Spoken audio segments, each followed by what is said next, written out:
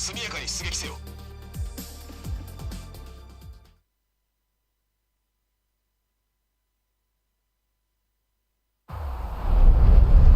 作戦空域に入った。これより無線を封止する。こちらからの伝達は行うが、機器からの発信は禁止だ。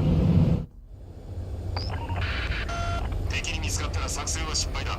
レーダーに捕捉されるな。また一切の兵装の使用も禁止する。君はハーリング救出作戦の先人だ。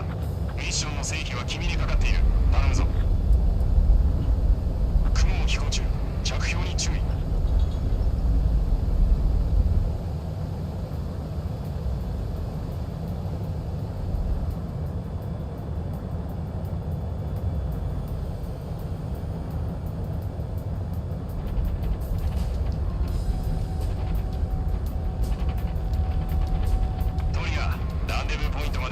3分の1を消化した。まだ先は長い。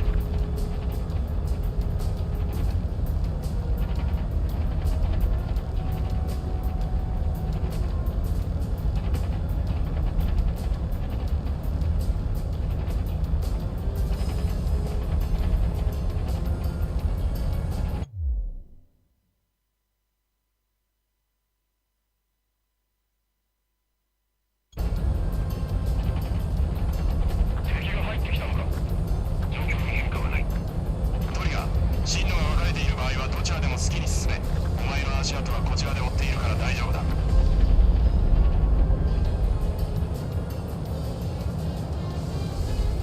トリガー、現在ランデブーポイントまでの行程の半分まで来た。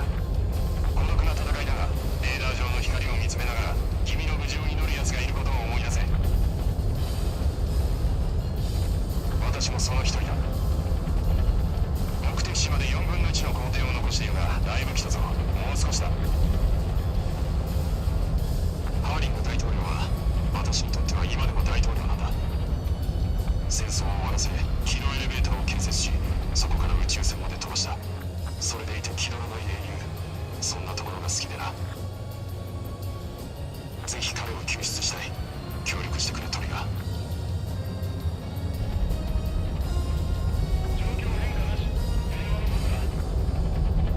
ランデブーポイントは目と鼻の先だ。頑張れ。トリガー、任務の第一段階をクリアした。ご苦労と言いたいところだが、これからが本番だ。無線封止を解除。派手に行こう。後続機はすぐに到着する。機動エレベーター周辺の対空火器を破壊せよ。シーゴブリンのランディングゾーンを確保する。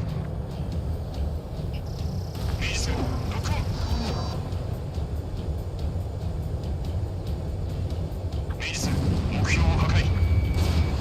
ミサイル発射。ミサイル接近。ミサイル接近。明示する。ターゲットを破壊。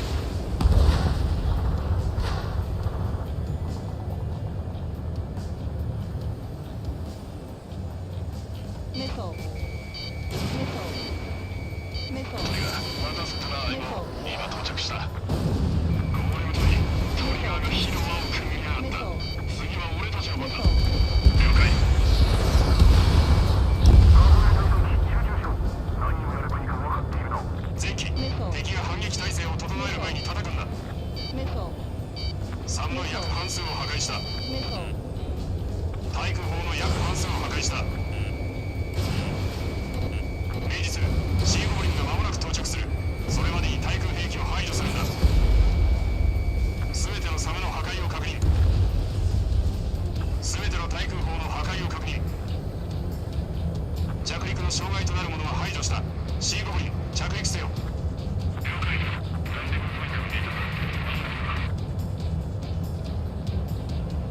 セラタプラの港湾部に敵機が多数出現。コンテナ車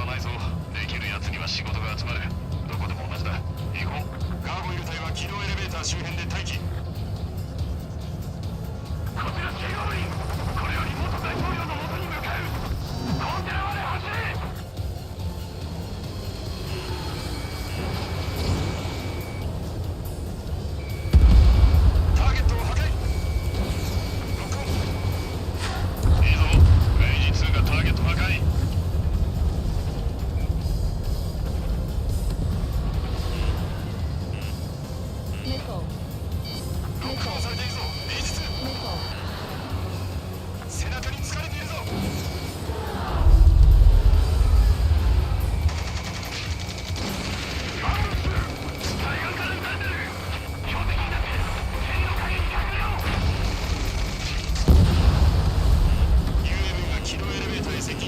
阻止するんだ。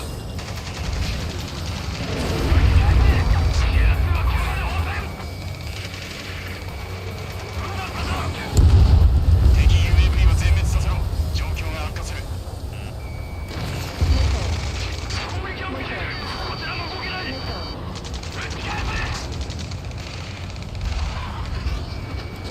元大統領はガソリンクレーンの陰にいる。ミスターハーリング、そこを動かないで。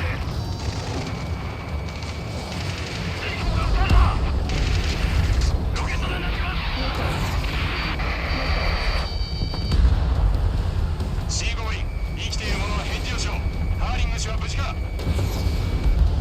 残りは約半数。相当せよ。優劣激増だよ。ヘリとバーニング制圧がやられた。3は一覧だ。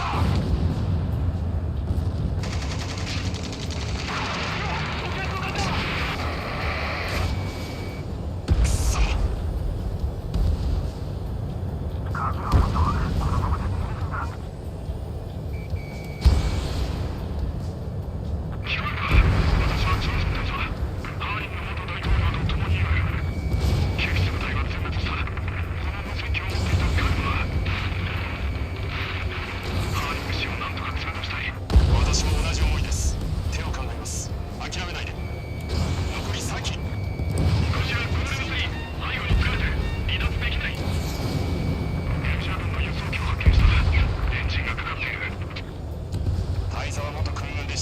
操縦できますか。ハ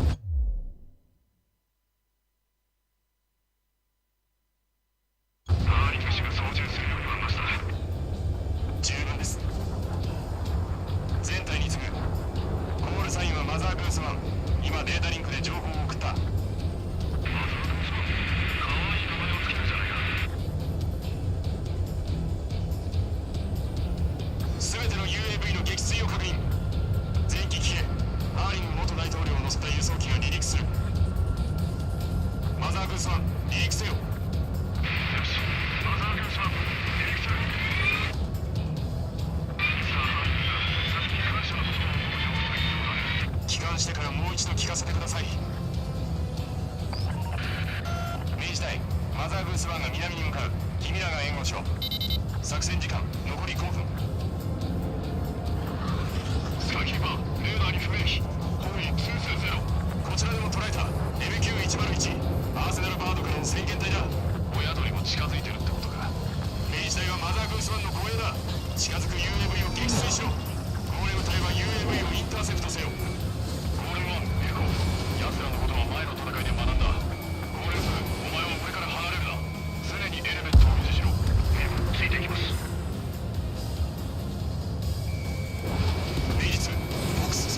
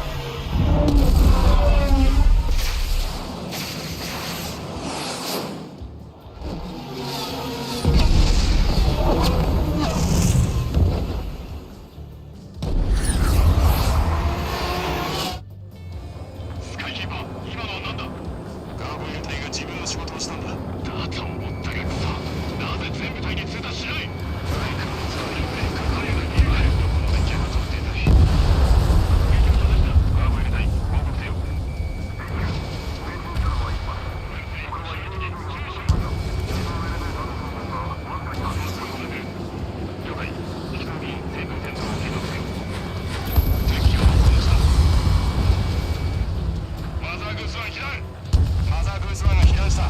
ジョンソン大佐、応答せよ。明治隊、様子を確認しろ。こちら明治はマザーグースワンを指認した。キャビンは無事だ。しかしコックピットがまずい状態だ。ジョンソン大佐、無事か。それは救助隊を頼む。今この場所にね。ハーリングしよう。残念だ。マザーグースワン、応答せよ。マザーグースワン。スカイキーパー、マザーグースワンの護衛を続けるべきか。当たり前だ。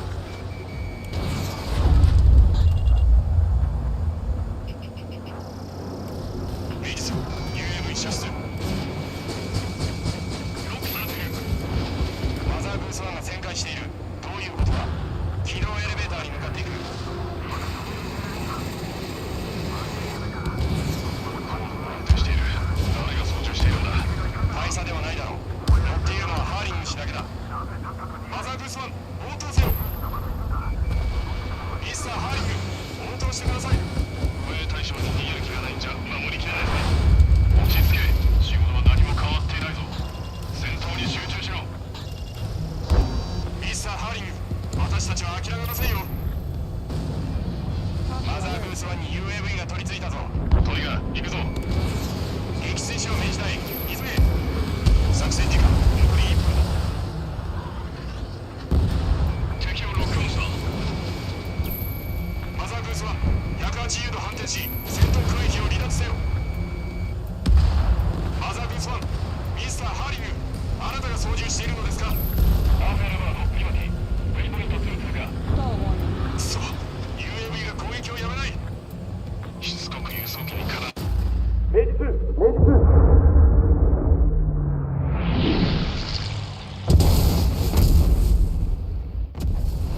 なんてこった。マザーグースワンが撃墜されたぞ。ミサイルはどこからだ。明治2のミサイルだ。大仕上げだ。味方機のミサイルが当たったんだ。今情報を収集中だ。憶測は慎め。味方の誤射だ。俺が見た。マザーグースワンは空中で爆散した。生存者はいないだろう。ミサイルから機動エレベーターを守ろうとしたようだった。エルジアめ、英雄を殺しやがって。明治はトリガーなのか。一番近くにいたのはトリガーだ。 UAV は護衛対象にしつこく絡んでいた。はっきりしろ。間違いがあったんだろう。アーセナルバードが作戦空域に到達。全機撤退、急げ。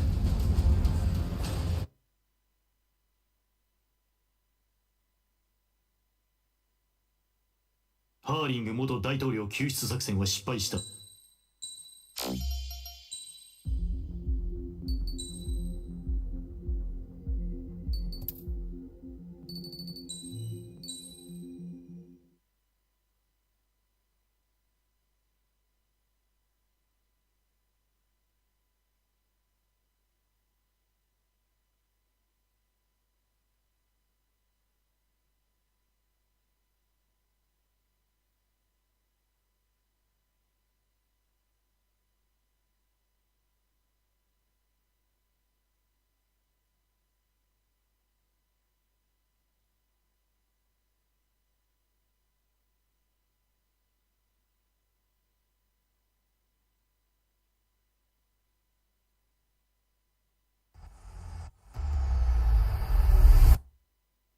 On the ground, full search.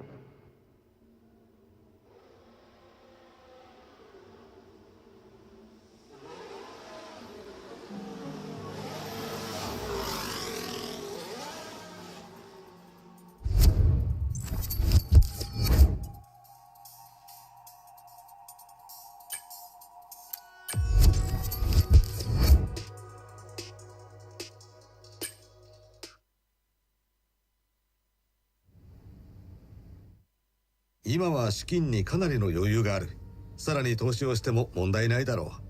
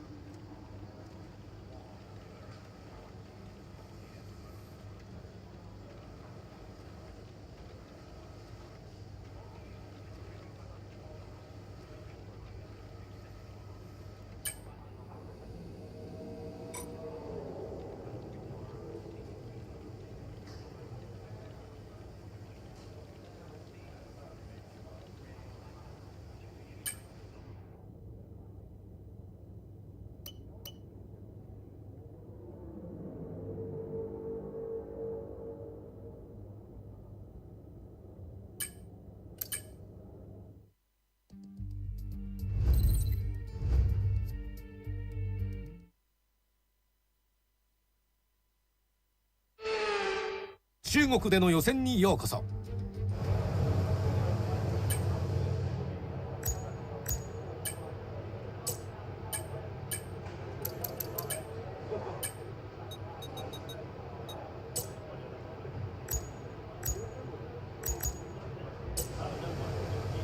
スタンバイ。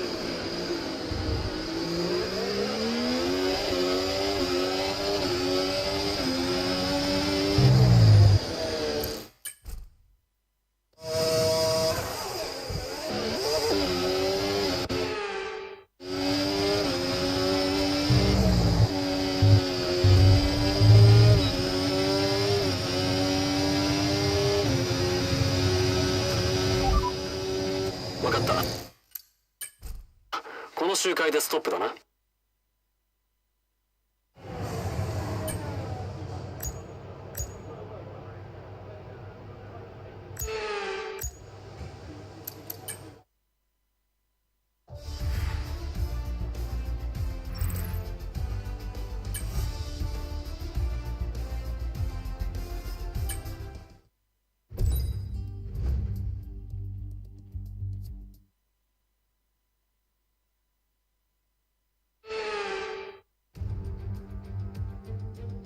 そして解説席には旧友のアンソニー・デイビッドソンです。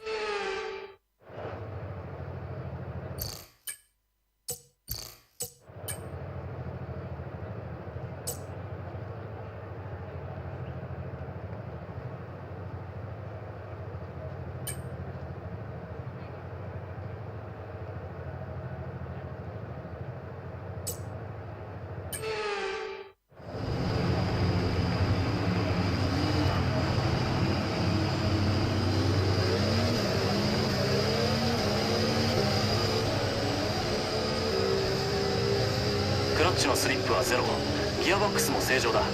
このラップの間にタイヤとブレーキをしっかり温めておけ。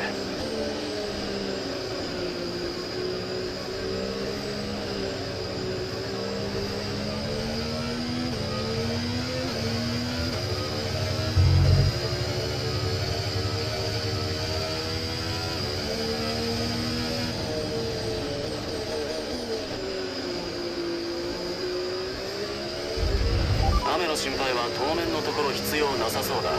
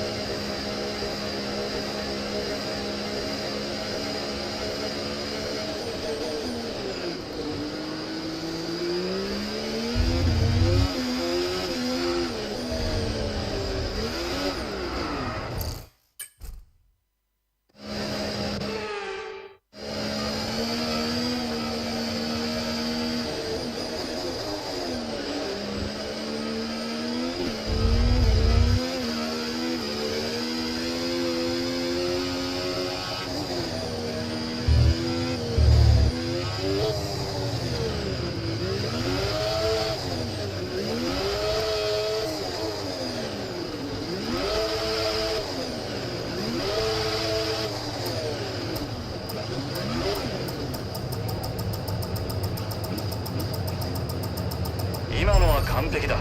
ライトが消えたら周りのドライバーの前に出るようにな。グリッドについてないマシンがいる。シグナルに集中していろ。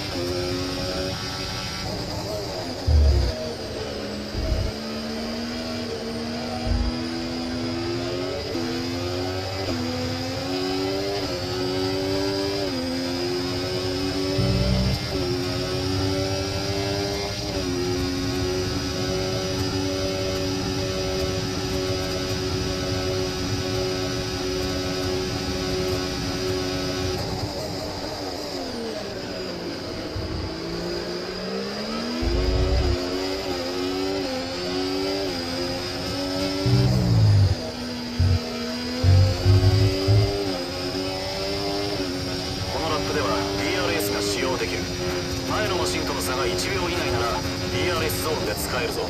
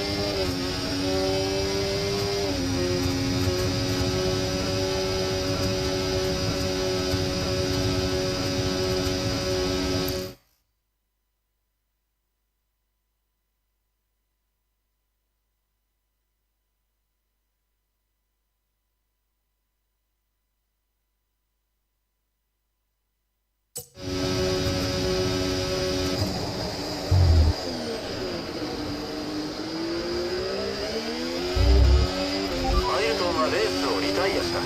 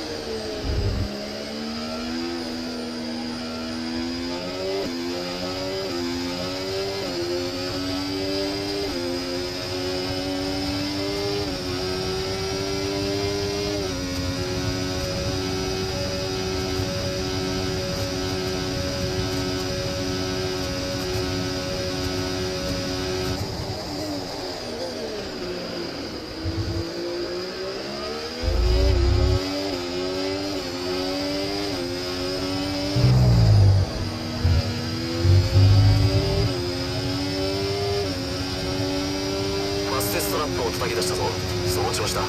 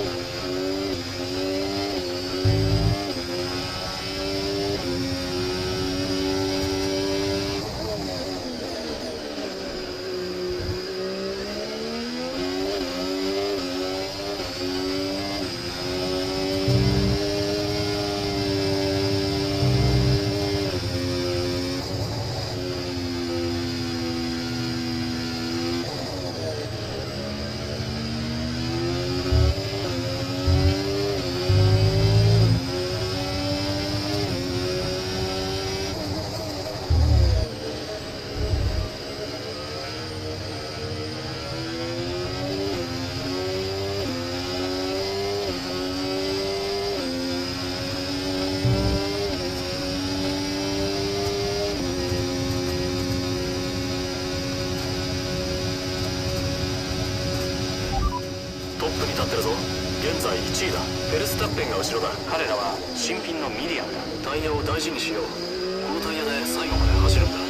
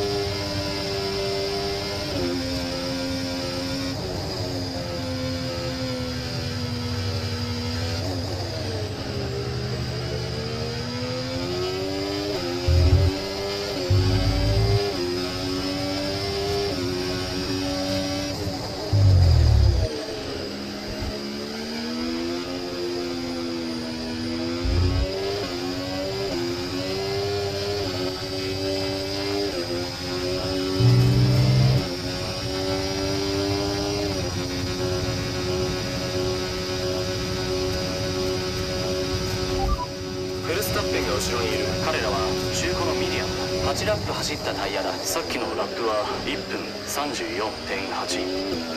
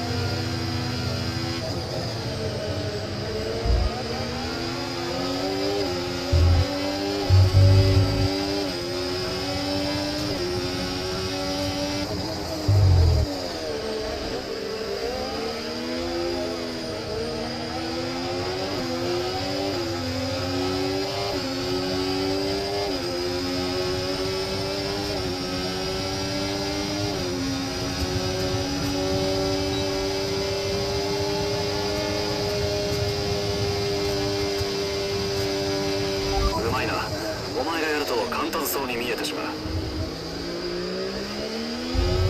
グリーンフラッグだ。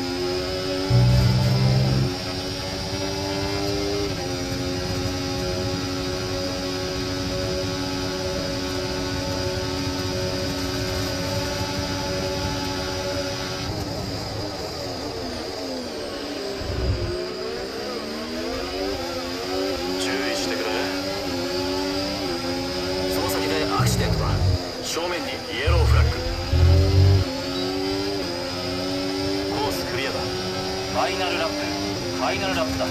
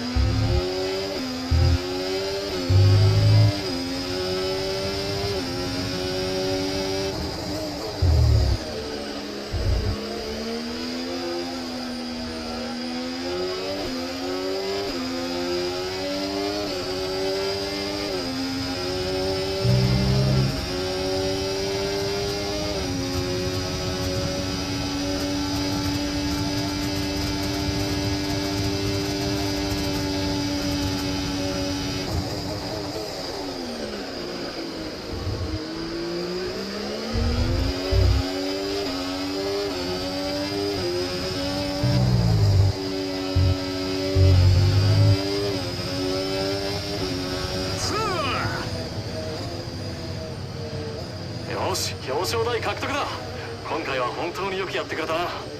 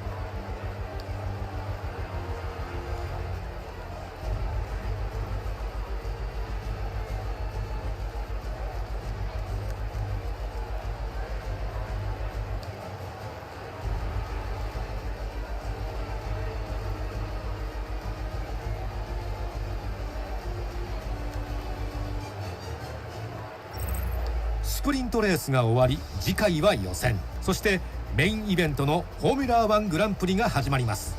それでは次のレースでお会いしましょう。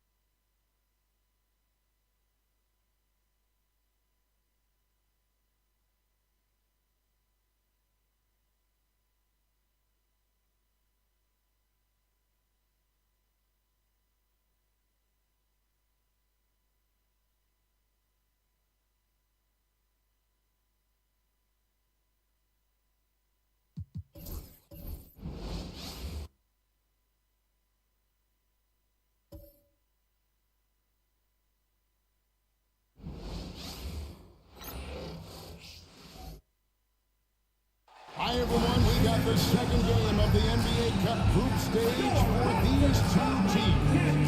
This one has a little more meaning than your average regular season game. I'm Kevin Harlan, along with Stan Van Gundy and Greg Anthony. On the sidelines, it's David Aldridge. Let's see some of the numbers here for Jordan Clarkson. And the stat to look at is his steal total over the last 5 games. He's been focusing more on his defense, trying to be a disruptor and it's made them a lot tougher on D. And the starting lineup for the Pelicans. Jordan Clarkson is out there with Chris Paul. Then there's Davis. Then there's Williamson. And it's Mashburn in at the 3. And for the Mavericks. And for these teams, tonight's game will count not only towards their regular season records, but also as their second game of NBA Cup group play. A higher level of attention. All these games are nationally televised, so how will players perform with the light shining brightest? Here's Hope. And he banks in the layup. And it's always nice to get the easy look inside for your first points of the game. Williamson, the pass to Davis. Knocked away.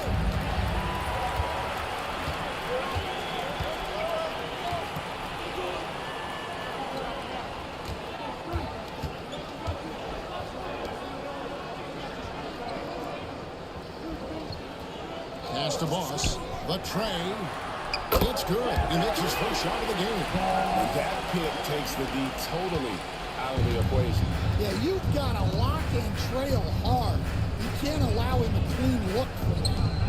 Now, here's Clarkson. Fade away. Yeah, it's up and it's off the mark. He's over 1. And it's the Mavericks on the break.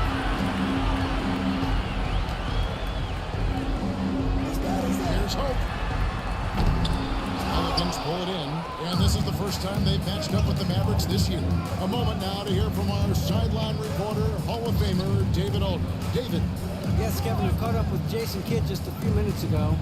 We talked about trying to contain someone like Zion Williamson, and Coach said it's like trying to put out a fire with a squirt gun. He's just so explosive and physical. The only good option is to build walls and try to cut him off from the hoop. See how that works out for you. Back to you guys. Thank you, David. The lead pass was put in just the right spot. And once he got to the 10, I think he was surprised to find himself that wide open. Once he gets in deep on the defense, there is no way he's missing a layup like that. Now, here's Clarkson. Boy, he was something else against the Lakers. Nice jump shot from the top of the key. And that ends the struggle. You could feel the tensions in the building with each miss. Yeah, and sometimes that's just how it goes. But also, we got to give credit to the defense. They're not making it easy out there. So it's the Mavericks now. After Jordan Clarkson's bucket. Count it. Good way to start this game. You want to get him rolling as early as possible. Yeah, and I'll tell you what. If he gets into a good rhythm early, watch out. And a quick look now at the best free throw shooting teams. The Mavericks, number 1. You can't be careless when you play them. I mean, no wasted opportunities at the line. It's a team effort, and they're getting it done. Here in the first, just under 2.5 minutes played so far. Pass to Davis. Clarkson taking his time here. Driving inside. 5 to shoot. Here's Mashburn. And the basket is good, and he's got a chance here for one more at the line. Yeah, he makes it look so easy out there. The game comes naturally to him.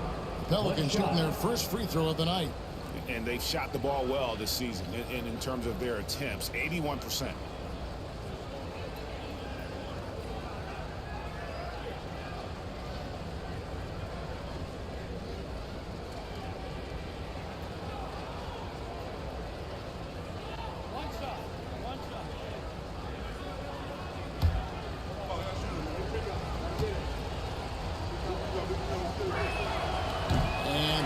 Yeah, and Mashburn really one of the more versatile guys at that forward position. He can score, rebound, and pass all at a high level. And so it's Williamson with it. He brings it up for New Orleans. It's a 5-point game.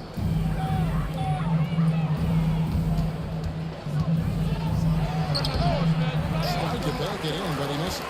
right thing there to stay that tight on him and really try to keep him out of his comfort zone. And defensively stand, the Pelicans look to try and switch as much as they can. Yeah, Kevin, and it makes sense with their personnel. It can mean reduced minutes for traditional centers at times, but that's the defensive philosophy they've committed to. Trump's in the tray. Clarkson's got 5 now. The shots are certainly falling for him here in the early stages. Putting that pass right in his stride, didn't have to slow up, and was able to complete the play. Ball outside. In the corner, it's Clarkson. Now here's Paul. He's covered closely. Let's take a look at Dallas. They started their NBA Cup campaign with a victory, taking it up to 2-0 tonight. Yeah, this second game is so key. The numbers tell us if you want to advance, there's a giant difference between starting 2-0 and 1-1. And as for New Orleans, the odds are against them in the NBA Cup. An 0-1 record and on the road for this one. And quite simply, Kevin, if they want to get to that knockout stage, they need to win tonight. And it gets extra difficult being away from home.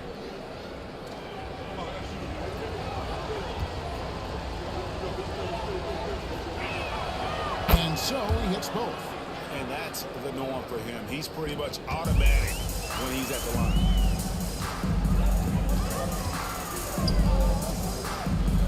Pass to Boss.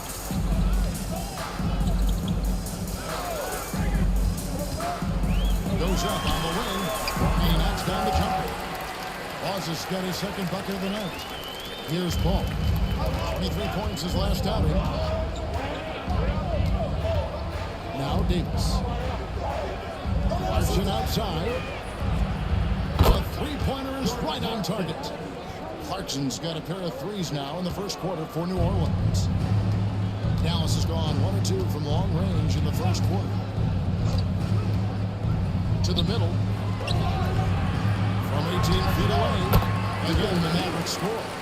You love the unselfishness, makes the next pass, and enables his team to capitalize on the possession. And so it's Willie Green here calling timeout.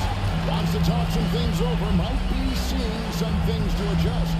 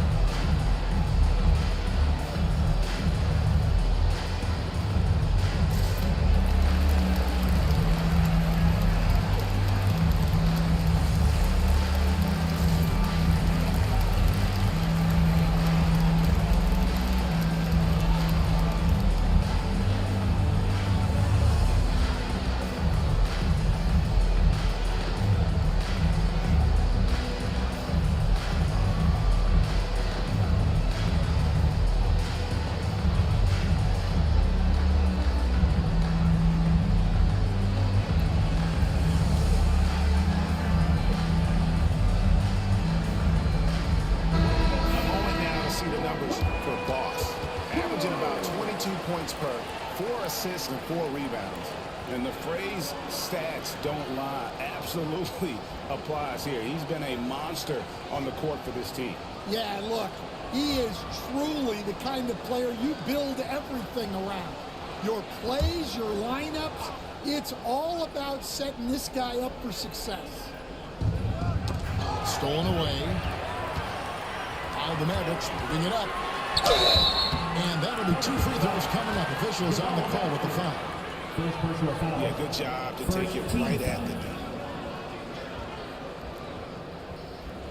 The Mavericks shooting their first free throws here tonight.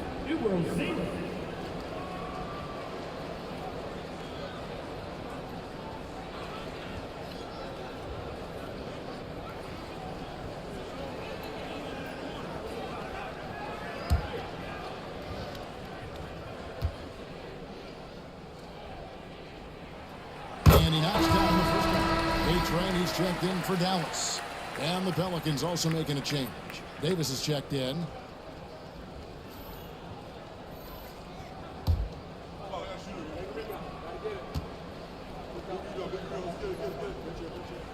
He hits both from the strike.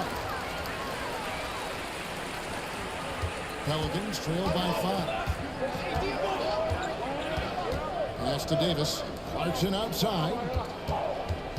And it's going to be out of bounds. The Pelicans will retain possession. And now a quick review at the numbers for Jordan Clarkson. And he's in the top 20 in assists per game. His talent for creating easy buckets for his teammates is such an asset. And you noted it. His points per game average is unreal right now. He's literally propping up the team's offense, scoring whenever they need him to. And so here's New Orleans. Back to Paul. Whoops, anticipated the pass. Turnover. Deflects the pass. Again, New Orleans turns it over. A-Train is checked in for Dallas.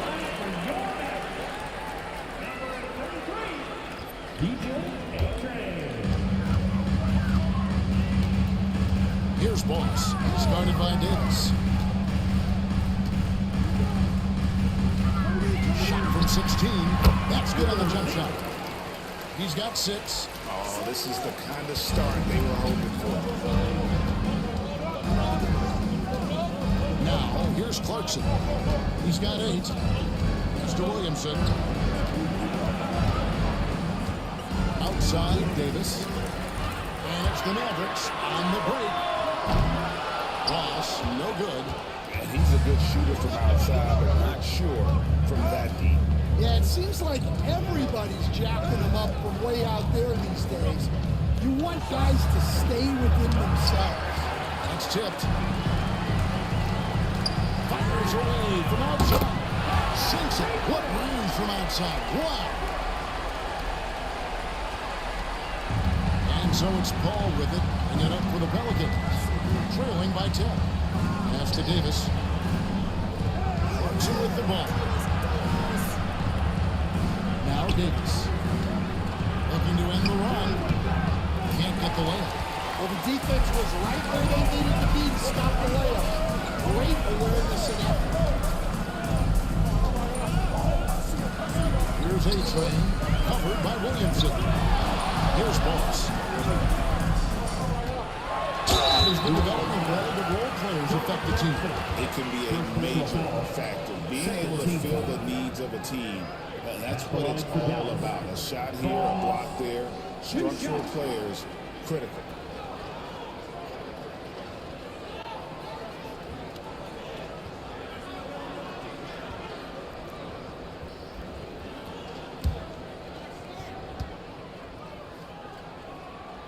And the first one at the line is good.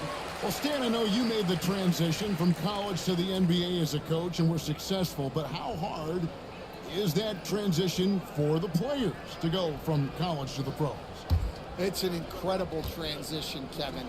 In college, let's think about it. The very best teams may have 2 or 3 NBA caliber players. You know how many NBA players are on NBA teams? 15 of them. And the pace of the game, everything happens faster, so all of your reads and decisions have to happen faster. That's what I think takes the time more than the skills themselves. And while we've got a moment, let's send it over to our terrific reporter, David Olney. David? Kevin, the Pelicans are putting the ball in Zion Williamson's hands. He said, I'm just playing chess within the game, seeing how the defense is guarding me. I'm going to pick my spots. My teammates trust me to make the right decision, but they also trust me to be me when that time is right. Kevin, I'll let you be you. And I love when you are you, David. Thank you so much. Paul can't get it to go. They've been leading them to a lot of those loose balls and rebounds here to start. They set the pick. And that's going to be too many steps. Gets the whistle on the travel. Here we are in November. Let's see how things are shaking out in the West early in the season.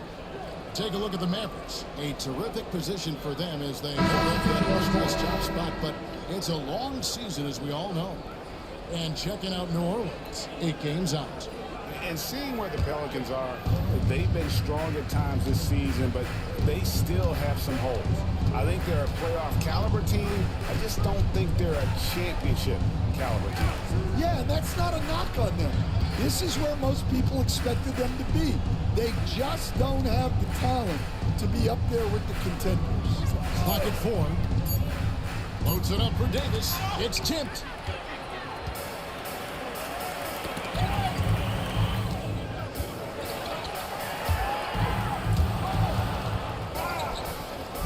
Here's A-Train. 9 points last game. 6 on the shot clock. Puts up a deep 3. They get it back. Takes the 3. Here's Boss. Has it again. And he sinks the layup. And the Mavericks lead by 14.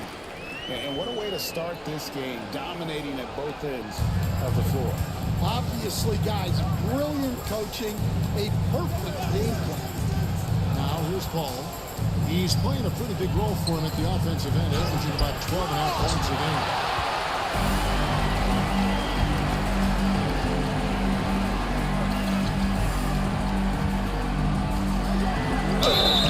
Two free throws coming up, and they'll call the shooting foul.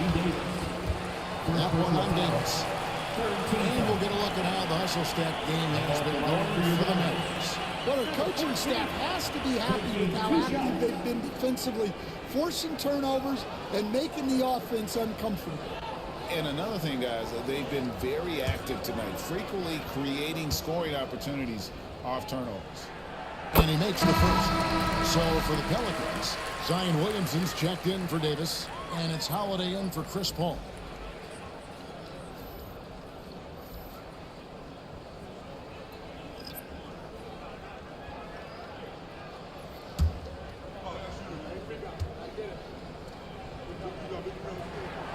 And that one goes in.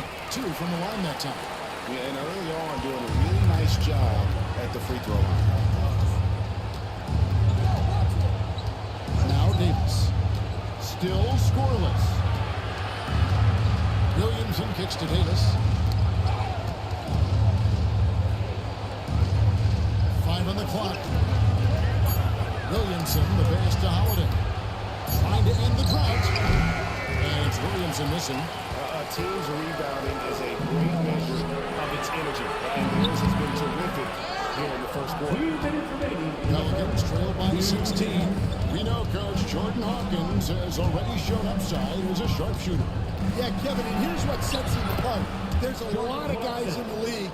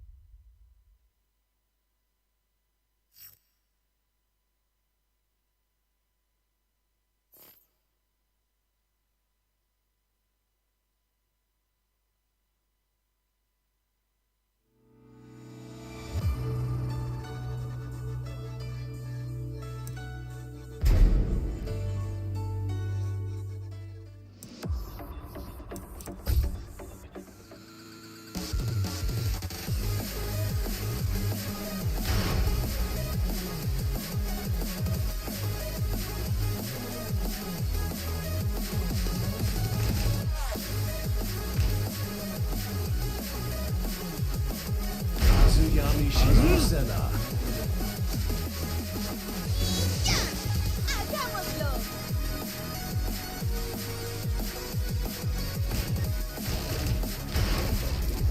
Get ready for the next battle.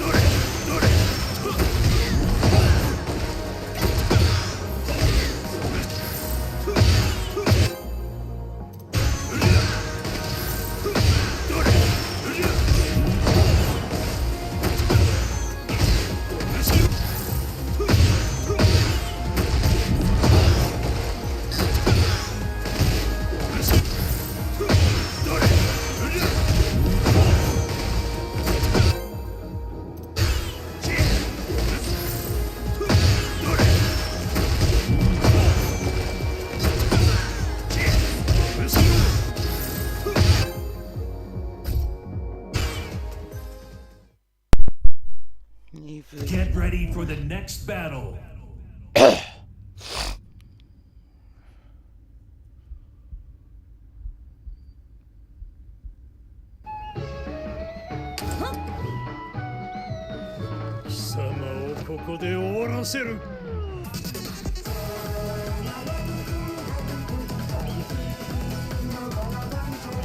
Round 1. Fight.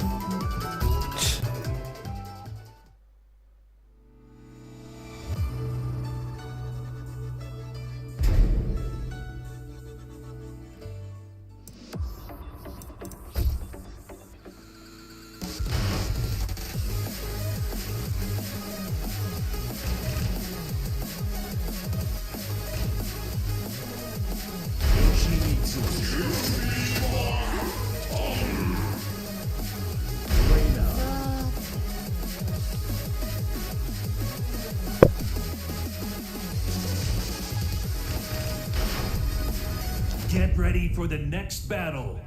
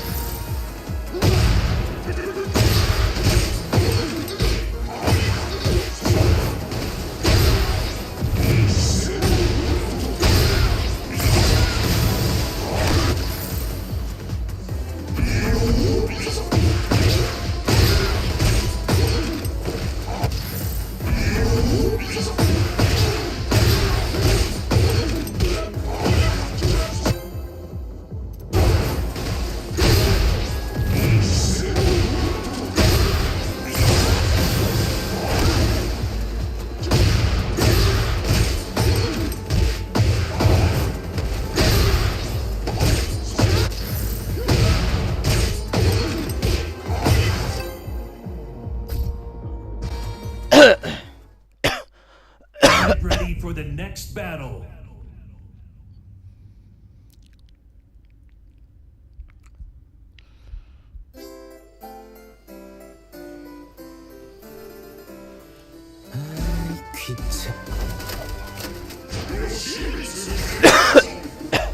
Round one.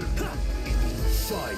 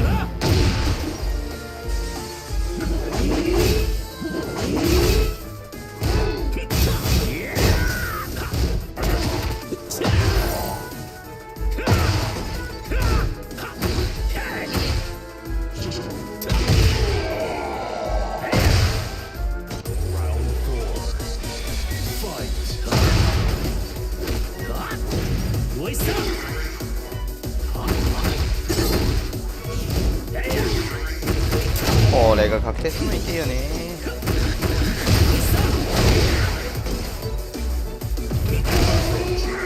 はあ、保険かけすぎやな。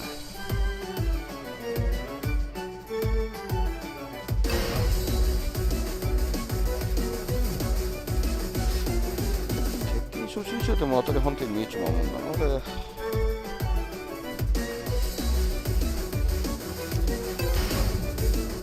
アップでは入っても、このアップでは一切入らねえからな。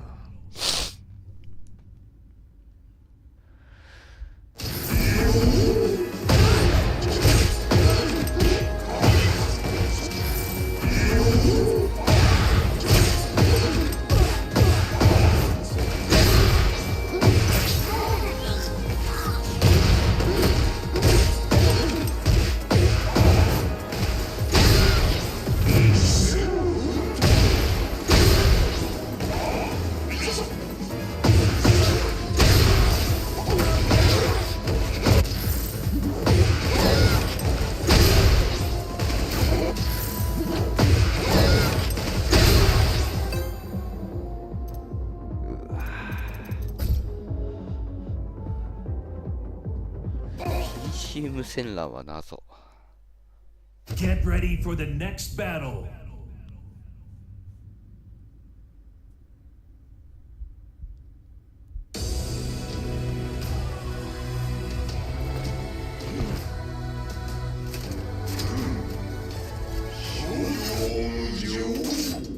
Round one.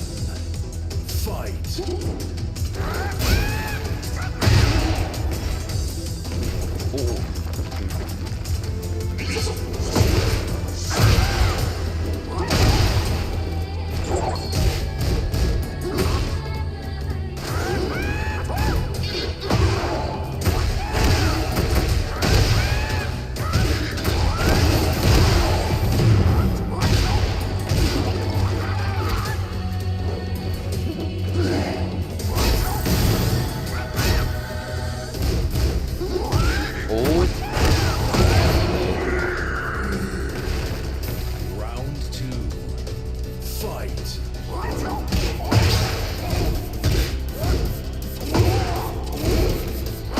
あー、これどういうことやねん。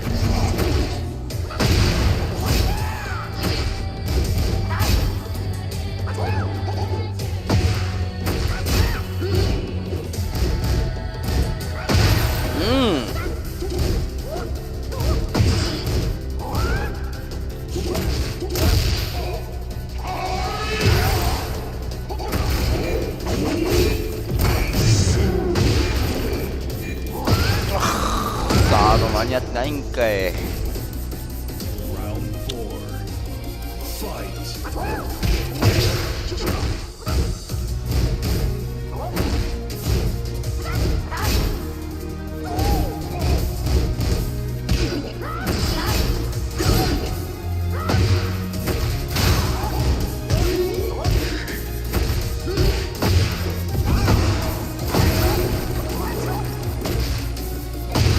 おお、どういうフレーム？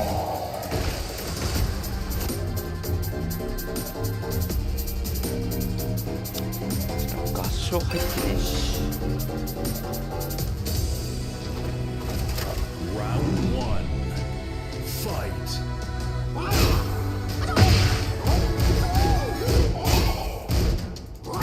おお、謎。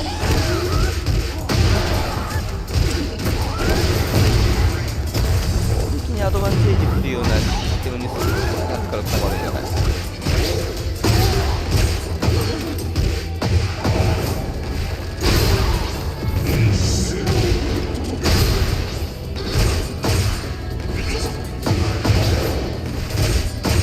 まだ届かないか。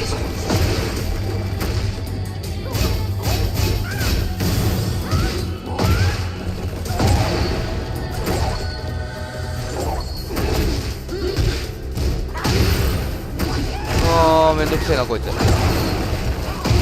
あれが先に割られるんか。100ぐらい1位だからだっていうのもあるけど、それが13の違いだな。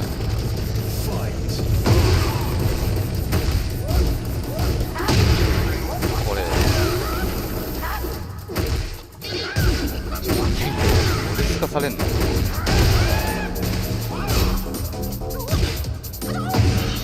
いややってね。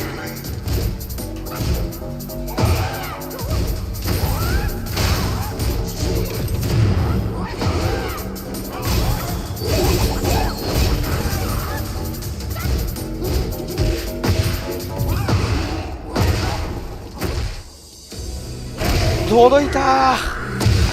何気に長えね。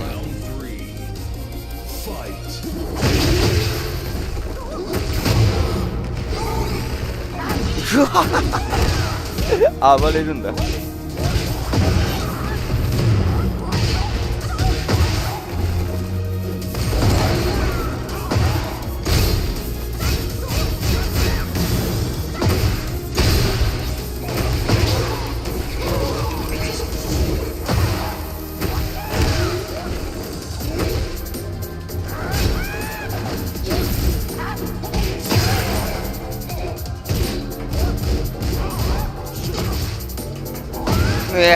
お前の殿下の宝刀だな。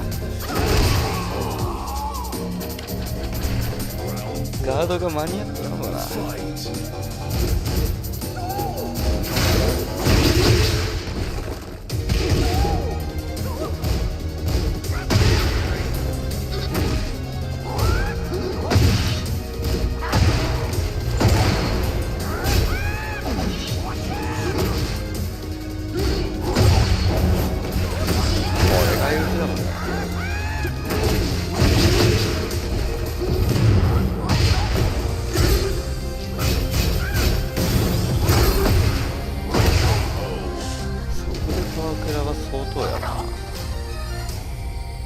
がレイジをレイジを使わないと思っ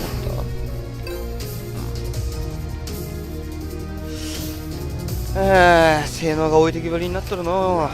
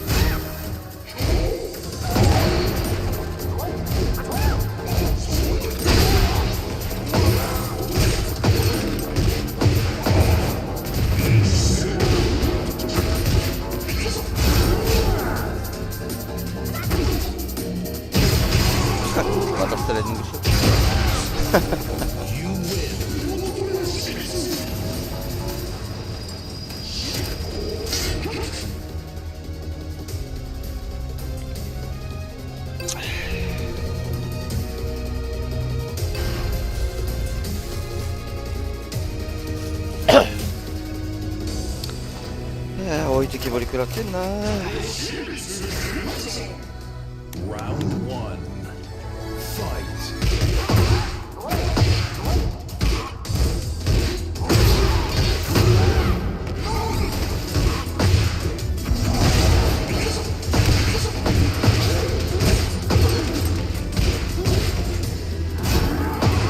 こいつ2発目を見ないのか。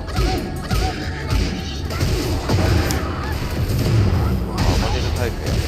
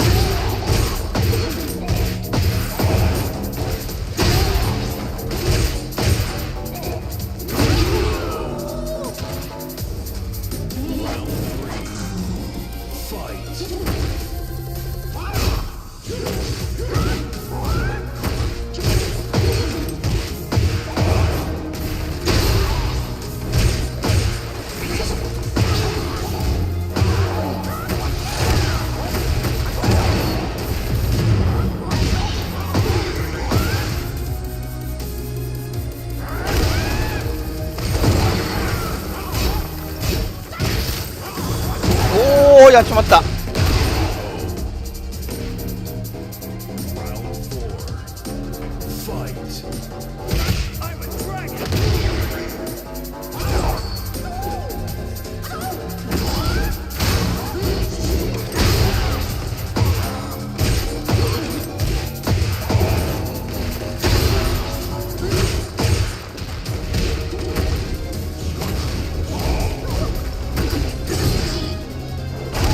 しゃがみ間に合ってねんけ。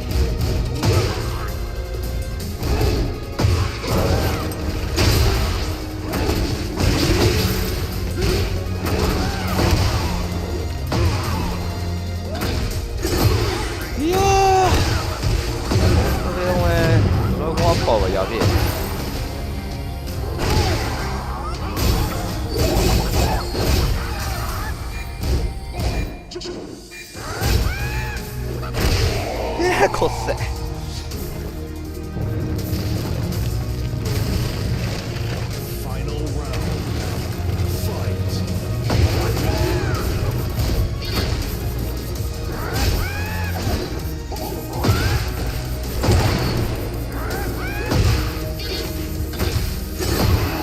いやー、それ読みでかけてんだよね。当たんねんだ。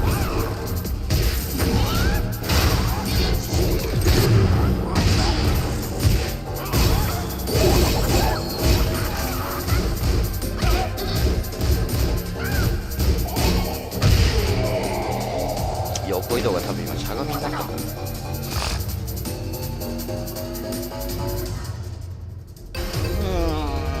めんどくせえな細かいキャラは。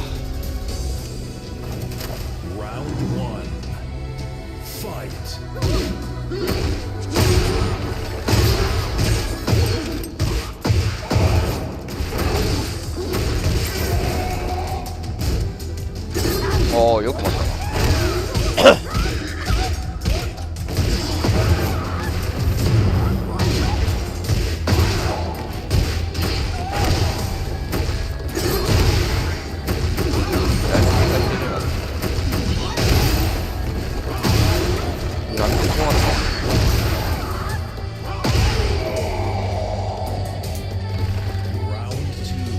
あれを無理やり起こすのか。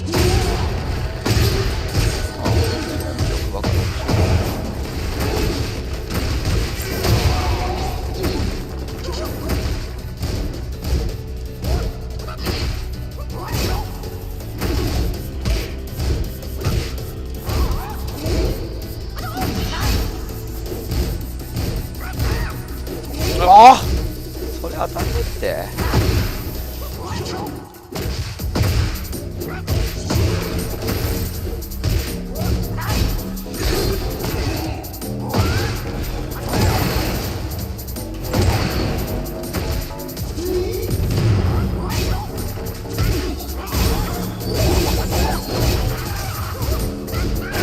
いや、お前ね、ワンロー好きすぎだよ。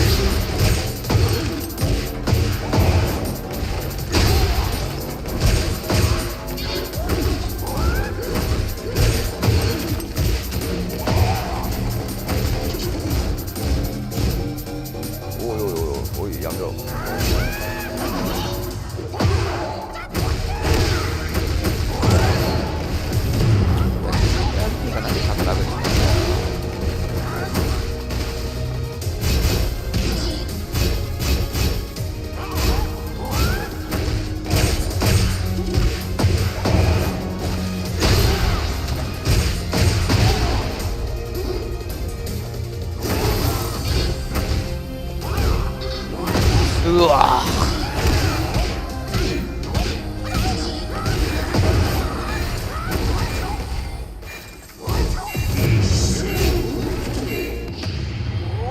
やると思ったよ。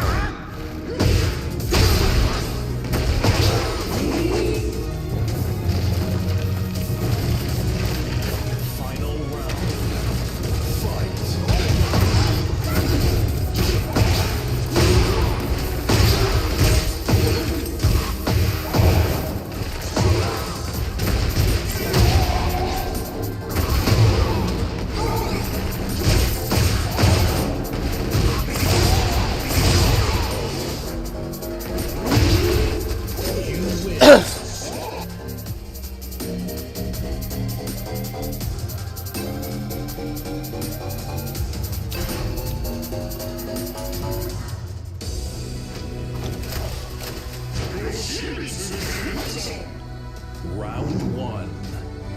Fight.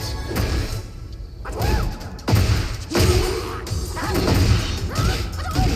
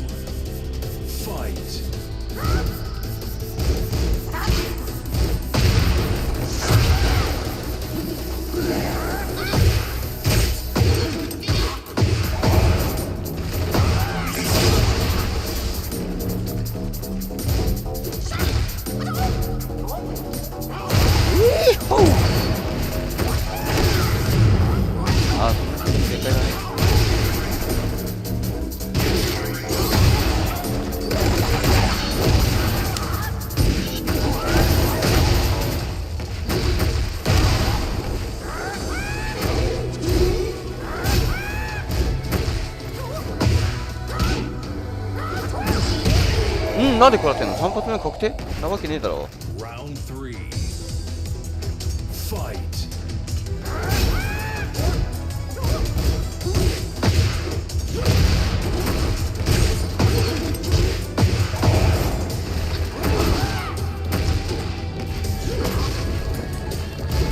いや、普通やな、もう。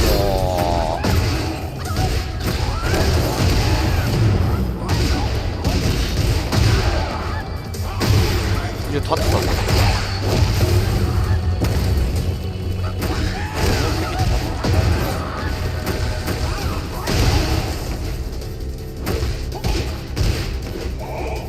ふざけてる。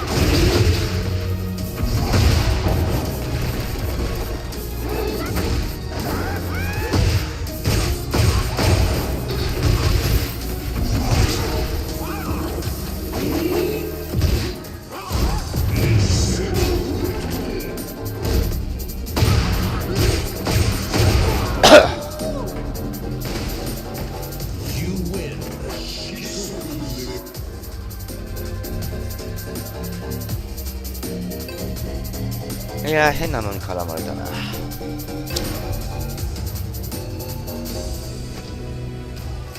Round 1. Fight.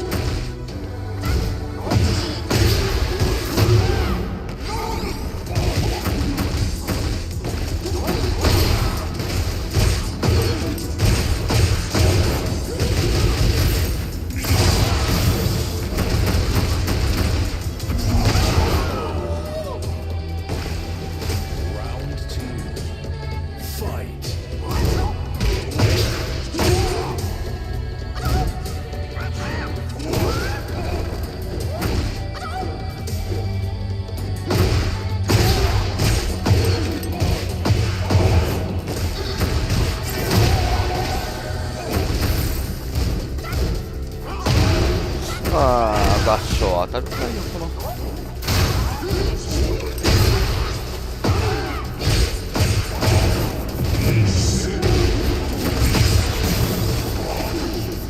ふざけんなよ。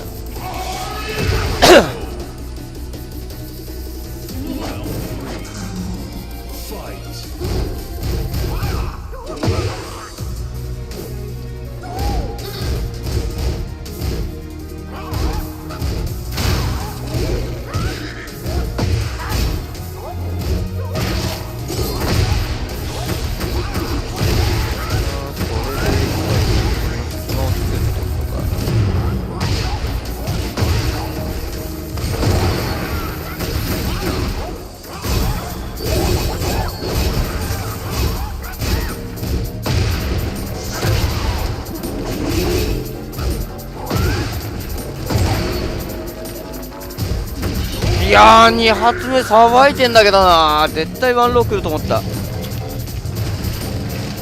前それでさばきになったりして何だよ。2発目しゃがめてるな。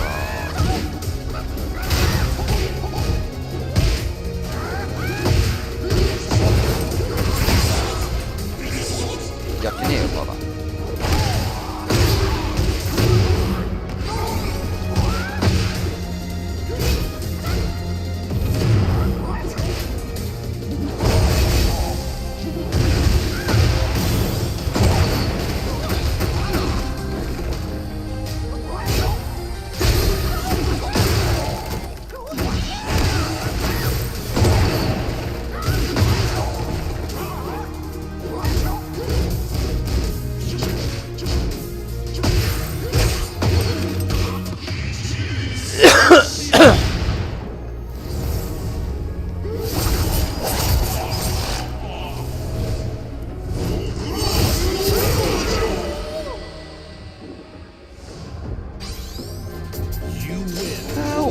やー痛かった。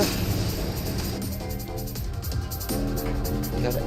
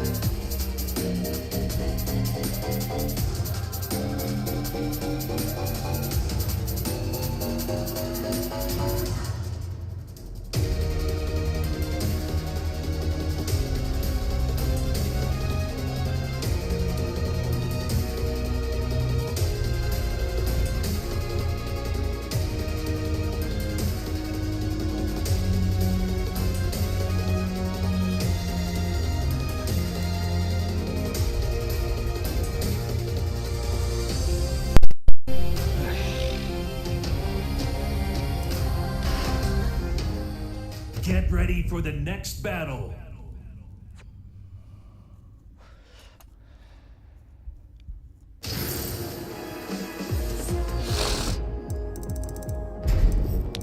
吉光は常に逆二択のキャラだから逆二択を拒否る動きをされると基本何もできないんだよね。今まではそれをウェイドでごまかせれてたんだけれども、それの弱体来てからはそれは拒否られるからすかすから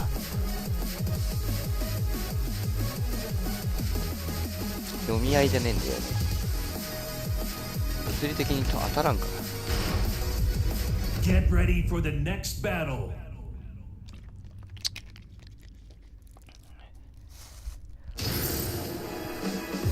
弱体の書き方が下手だからね。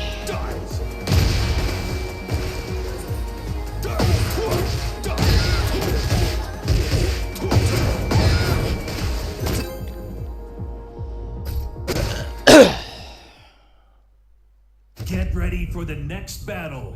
てかレイブンの新技って何なん？何も調べてねえけど。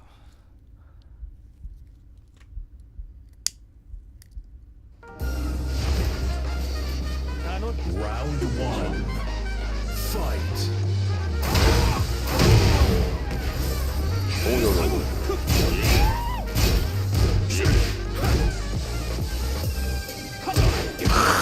そんな拾われ方あるかよ。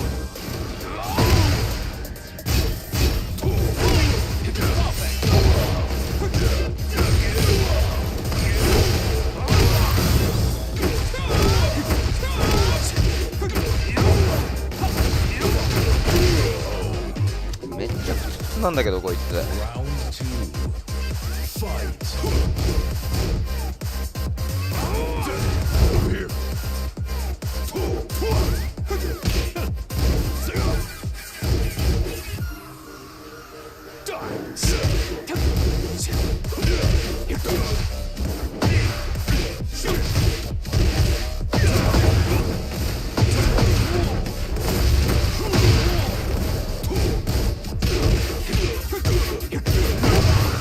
からは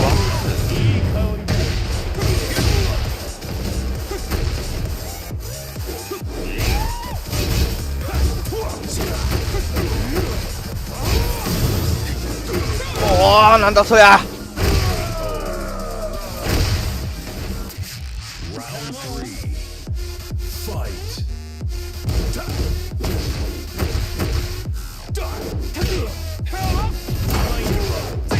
うわー、押し芸にするやつかこれ。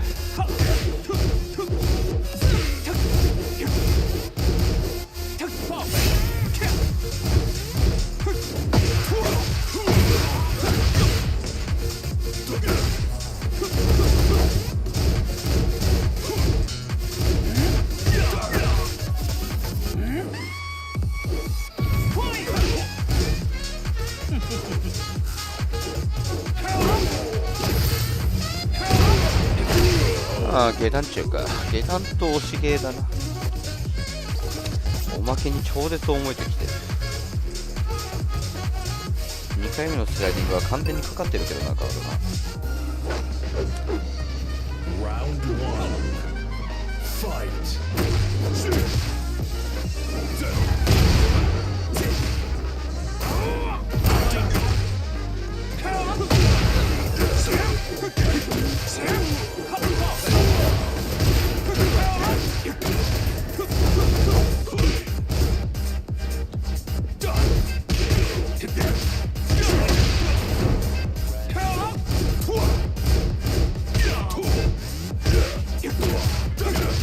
割れねえんだ。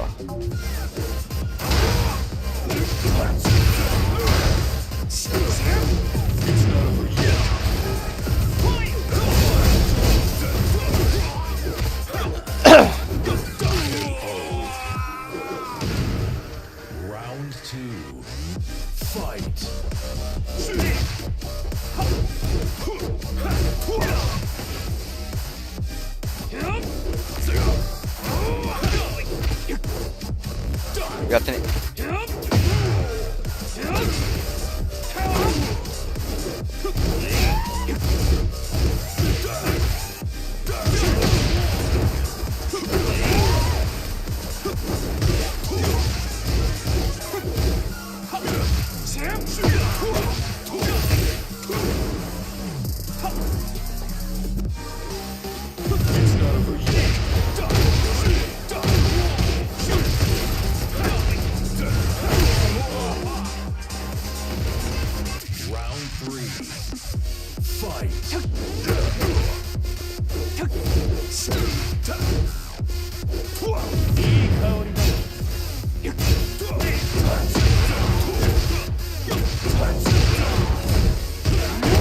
しゃがむかそこ。4択は考えないと。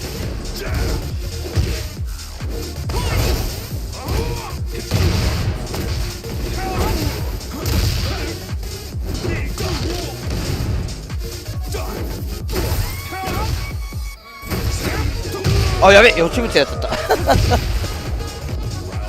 いつにブレードはねえよ。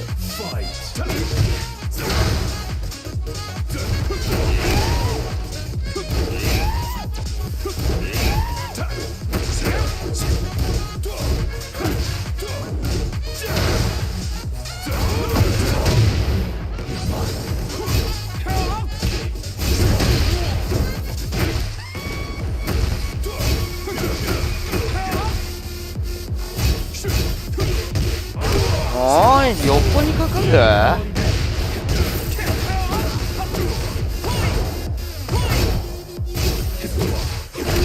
いやー、それ先に割れねえのはマジで強え。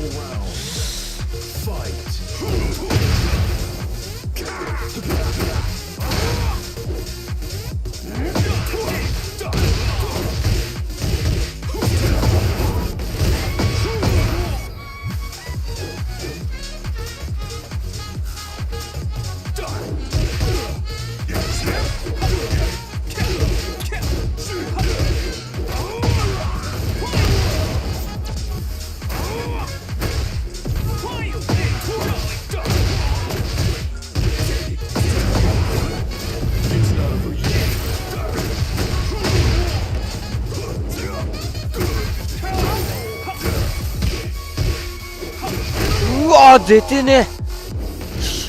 3LP 両パンが出てねえよお前どんだけ得しとんねん。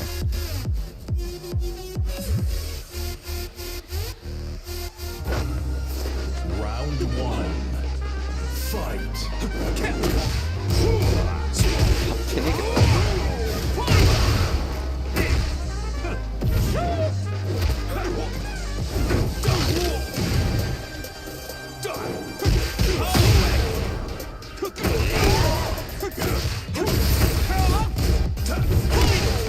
うわー、こいつやべえな。砂漠なかあれ。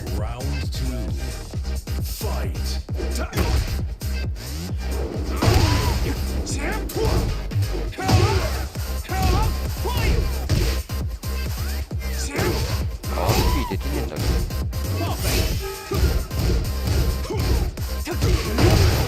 いやー、今の横かかるんかや。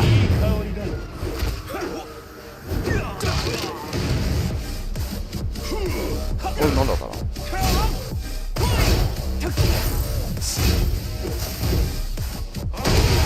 なんだよ。今の間に合うってか。本当に気の差だって。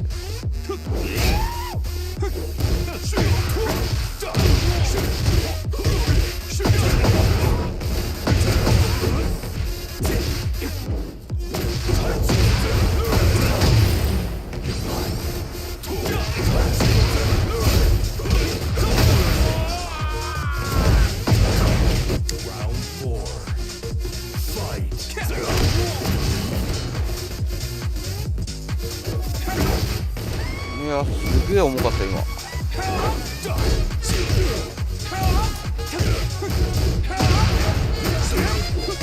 いや、思ってんだけど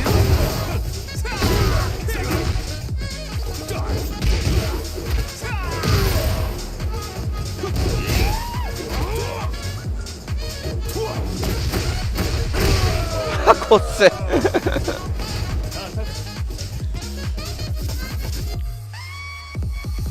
ちなみにあの後1回キャンセルカーの両系だけどね。それが LK で出るっていうのがよくわからん。トリガーだからどっちかが遅れるってありえないんだよね。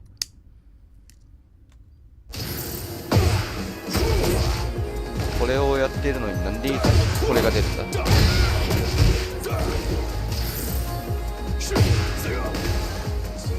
仮にバケツも RK だろ。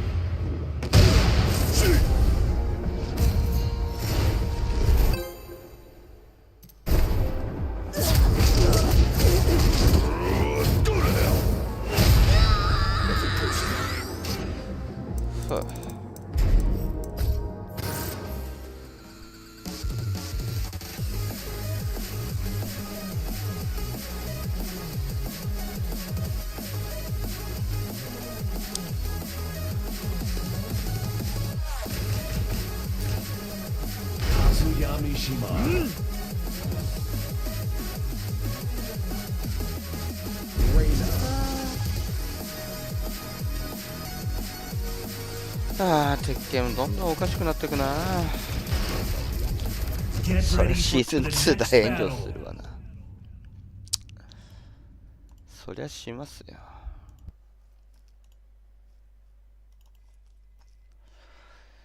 攻めにアドバンテージ振りすぎなんよね。弱いキャラっているんかっていうような感じよな。使い勝手がいいか悪いかの話だけど、そのかゆい部分に全部アドバンテージ振っちゃったからな。どっちのご了承が通るかのゲームになっちまってるよね。そんなもん技術じゃねえよな。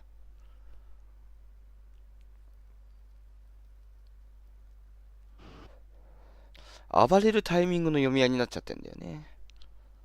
こんなもんクロードから見ればなんだこれってなるに決まっとるわな。でそこで読み勝ったところにパワークラッシュが待ってるから、基本押しゲー系の勘に頼らざるを得ないのよね。読み合いと勘って似てるようで違うからね。読み合いっていうのはそれなりの理論、まあ正しいか間違ってるかともかくとして本人なりの理論で基づいた結論だけども、勘ってとにかくわからんからもう決め打ってるだけだからね。要するに勘になっちゃってんだよね。ってなると理論で動いてる人間からしたらバカらしくなってくんだよね。システムで保管されてる勘だから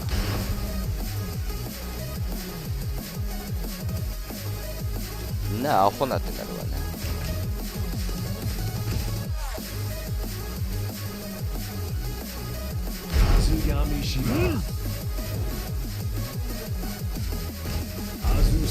近代格ゲー大不評ってのは分かるわ。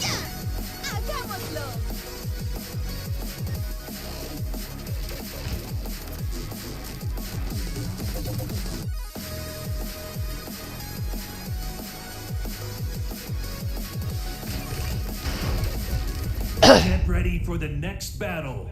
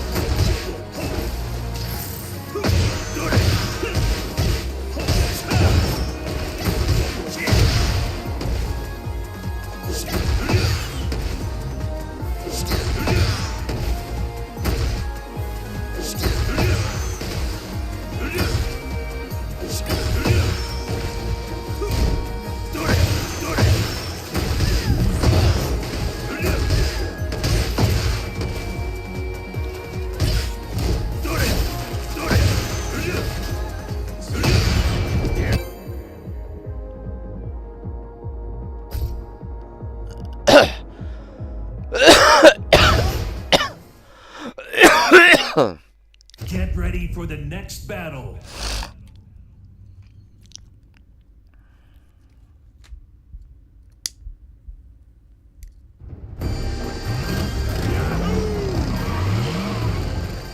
Yes. Round one. Fight.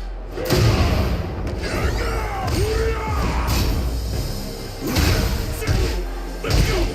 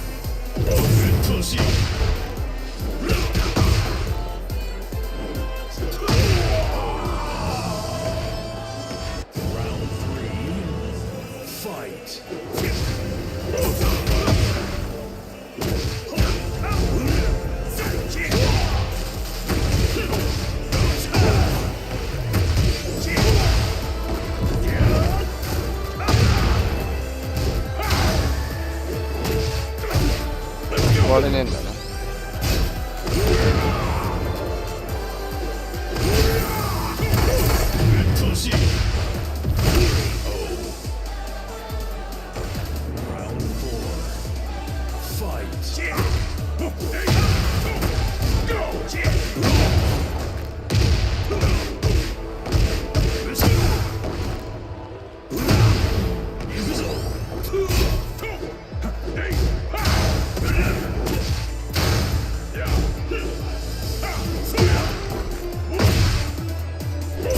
おーい、しゃがんだぞ。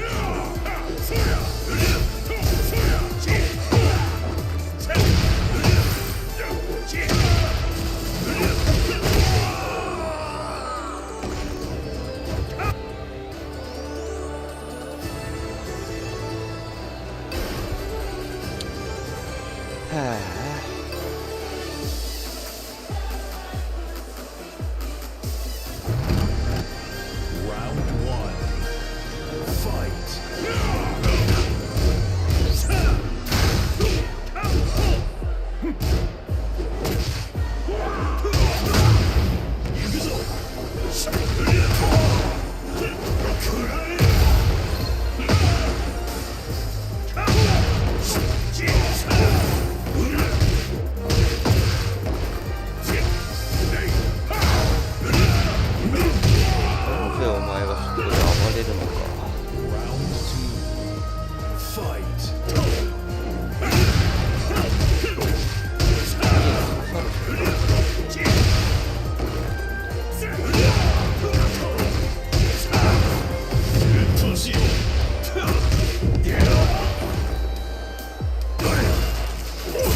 しゃがんだよ。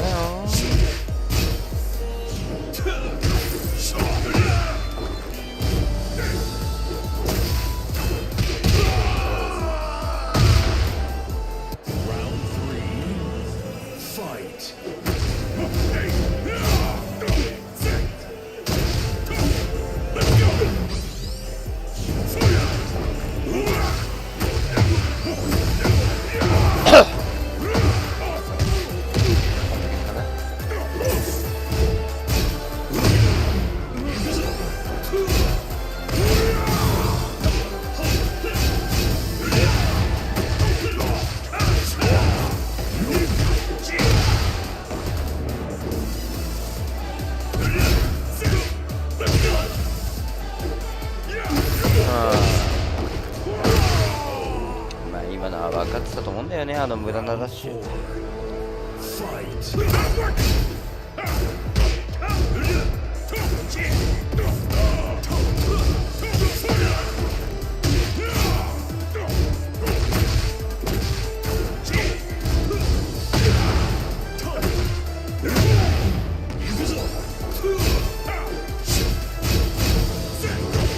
マジン剣が出てねえんだが。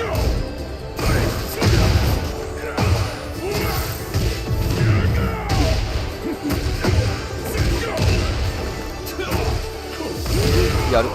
今のはうまい。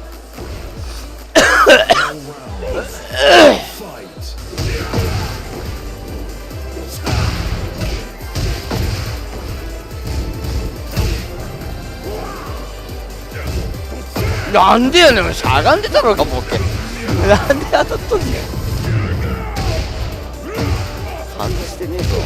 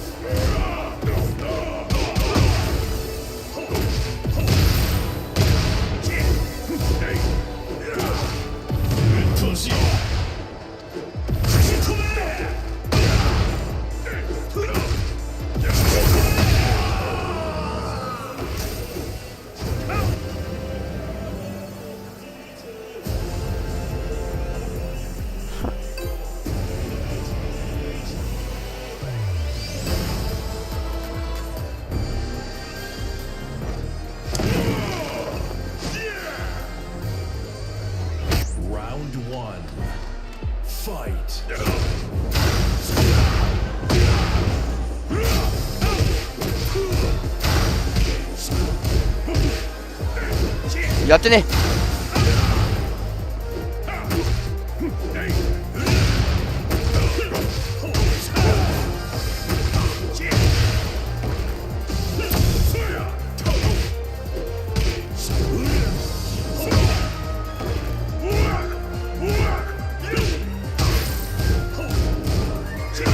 いや、謎だよお前。相当頭きてんな。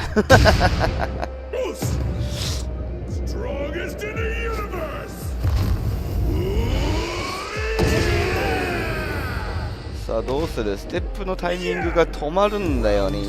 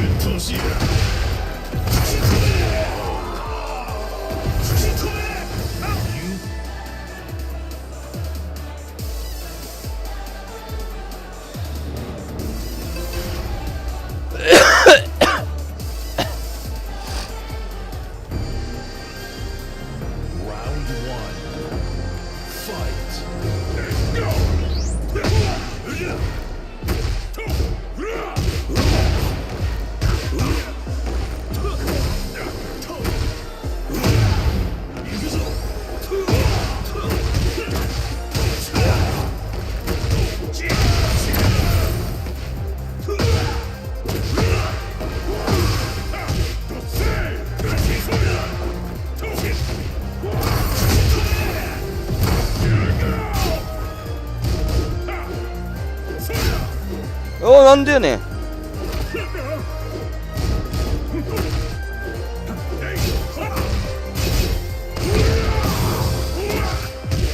やー、重すぎて技がちゃんと出とらんわ。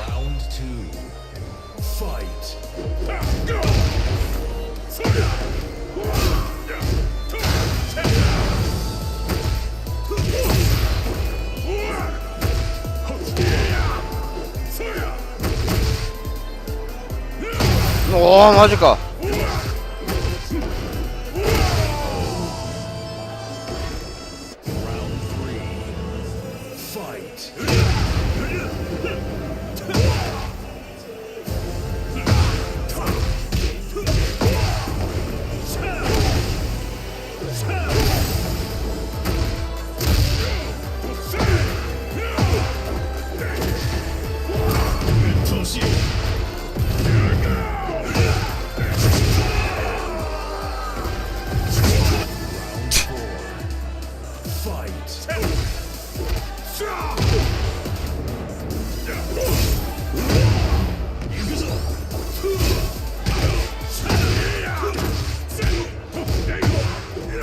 しゃがんだけどね。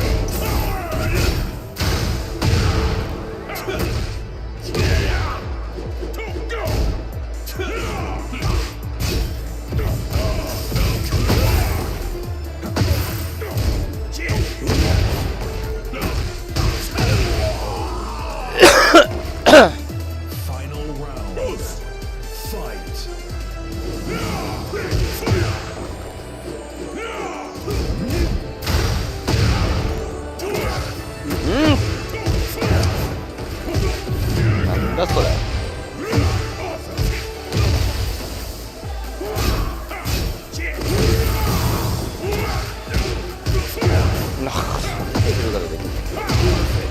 いやしゃがんでねえけど今。ちょっと待てよ、速攻天中に当たってんのか。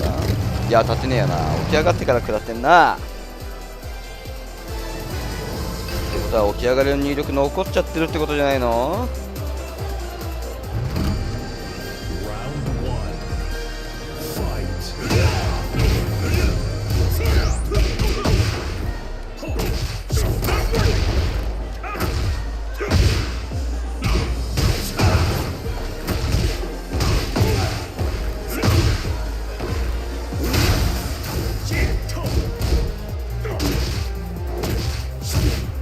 これ入らんてか。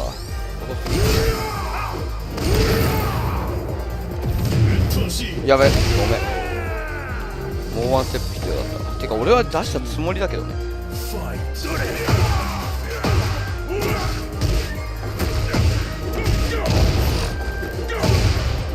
の動き見てると重くねえよな。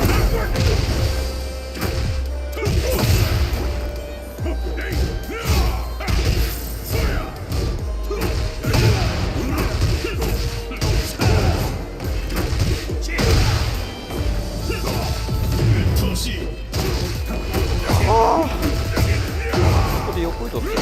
体育だきの後横移動。今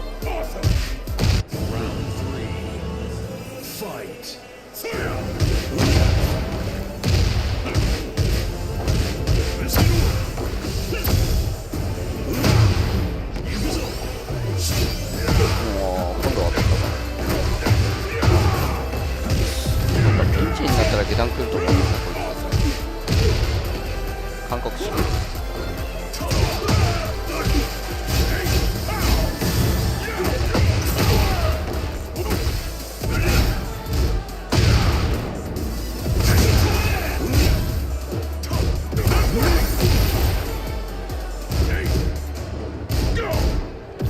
やってね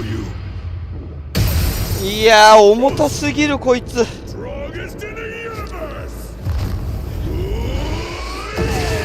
この鬼好きはねえだろお前。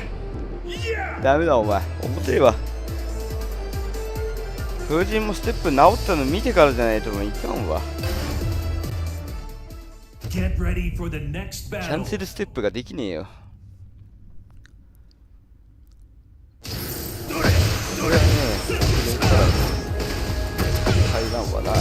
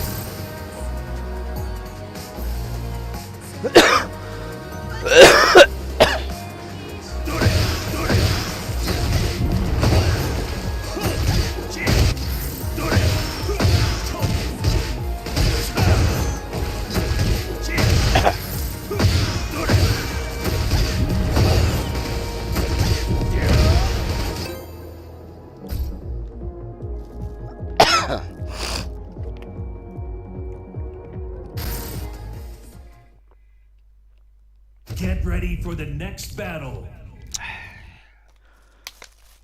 和也で2位になってどうすりゃいいの？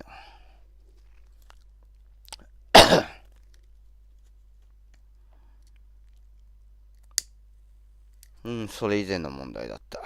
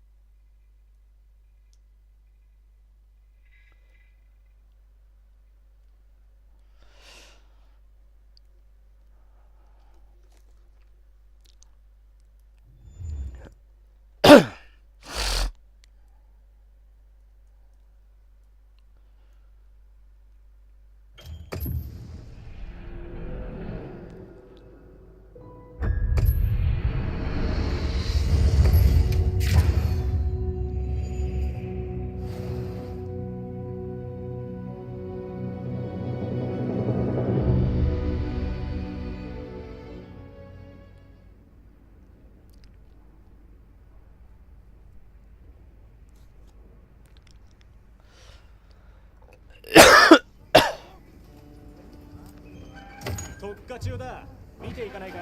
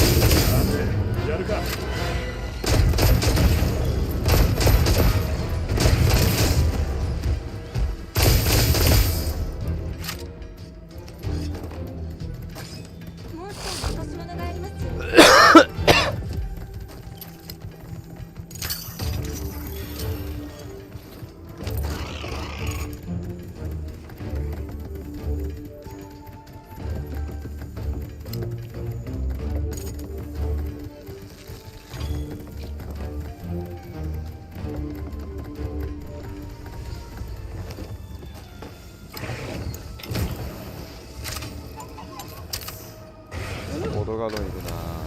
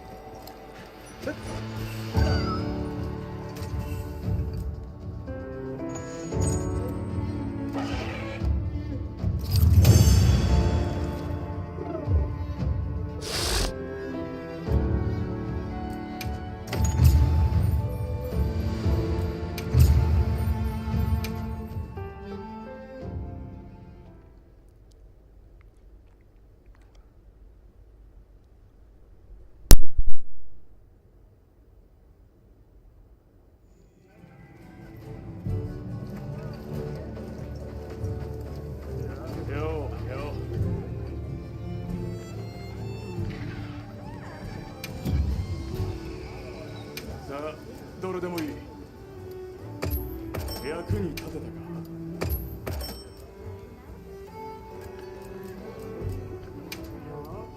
役に立てたか。ほらよ、君のものだ。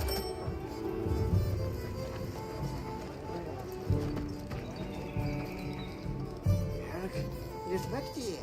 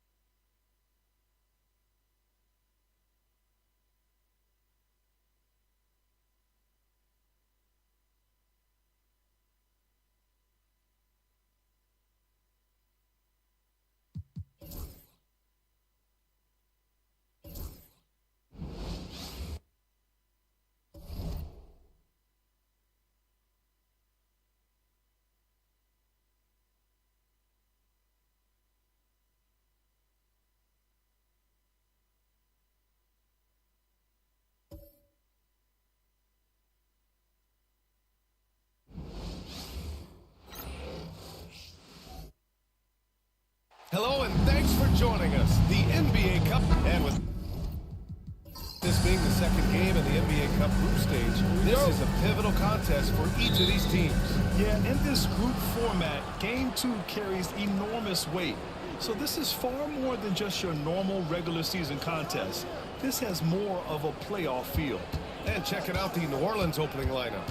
We've got Chris Paul, Zion Williamson out there with Anthony Davis. Then it's Jordan Clarkson, and it's Mashburn in at the 3. Shot clock at 3. Here's Davis. Mavericks with a rebound.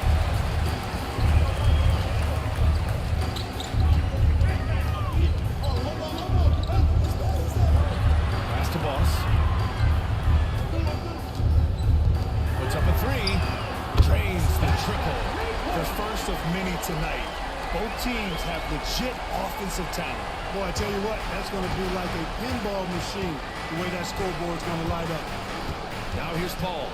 Outside Davis.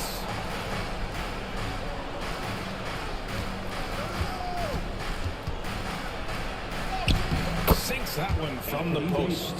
And I tell you what, AD is able to brush off those defenders with ease because of how strong he is. That's what they call weight room. He's covered by Clarkson. Perfect night so far, 2 for 2. Starting to find his rhythm. He's cooking, and he knows it. And you know what? They're going to keep using it. I mean, he'll be the centerpiece of their offense today. You can bank on that. Now here's Clarkson. He played a great game against the Lakers. And Grant, you look at the players the Pelicans have gone after recently. They have a clear plan. Well, they do, BA. They want to surround Zion with shooters, which, of course, makes sense. It's sort of the same kind of blueprint the Bucks laid out with Giannis. If you can shoot, the Pelicans have a spot for you. Really a good free throw shooter. You'd like to see Clarkson get to the line even more because of that.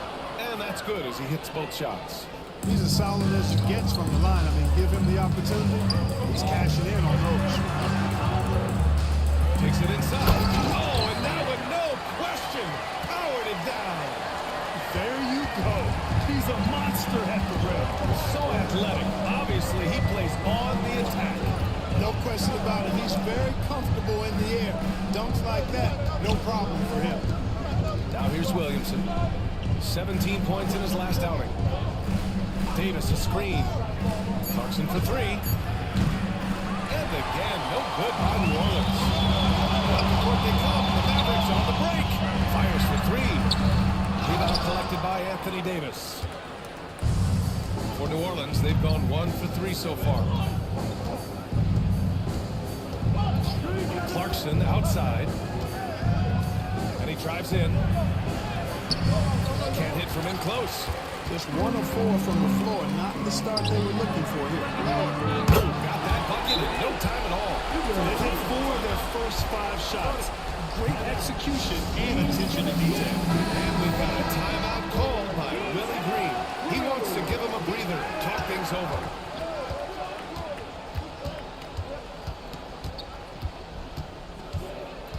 Outside Paul. Kicks it out to Clarkson. Back to Paul. And again, New Orleans, no good. You know, currently they're just 1 of 5 from the field. That's not going to get it done. Stolen by Davis. Mashburn, pass to Paul. Just under 3.5 minutes elapsed here in the first quarter. Clarkson for 3. No good. And that makes him 0 for 3. And the shooter had very little space on that attack. Guys, that's exactly the kind of high-impact defense they want to see out of him. The officials were right on top of that one. Clearly a foul. I mean, didn't give him any choice but to blow the whistle. I mean, you got to play without foul. That's also good. So he hits both free throws. Pelicans trail by 8. Boy, they need something to go to regain some confidence. No question. Way too many empty possessions for them. Here's Davis. And it's blocked right out of the air and controls it. Here's Boss. From beyond the arc and then some. Boss has got 5 points. And what's working here? Each guy is willing to make the next pass. This pause in the action provides an opportunity to look at the best fast break teams in the league. Number 1, Dallas. You have to appreciate their effort and conditioning. It takes a lot of energy to play that fast breaking style. And so Paul will bring it up for the Pelicans. They trail by 11. This game against Dallas here, it's their first meeting of the season.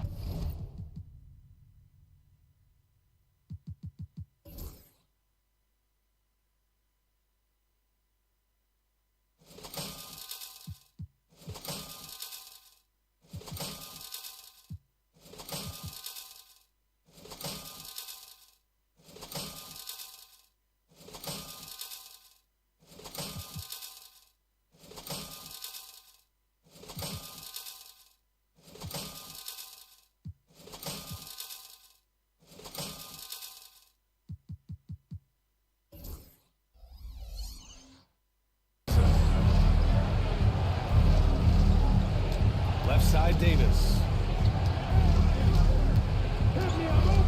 Just 5 to shoot. To snap the cold streak.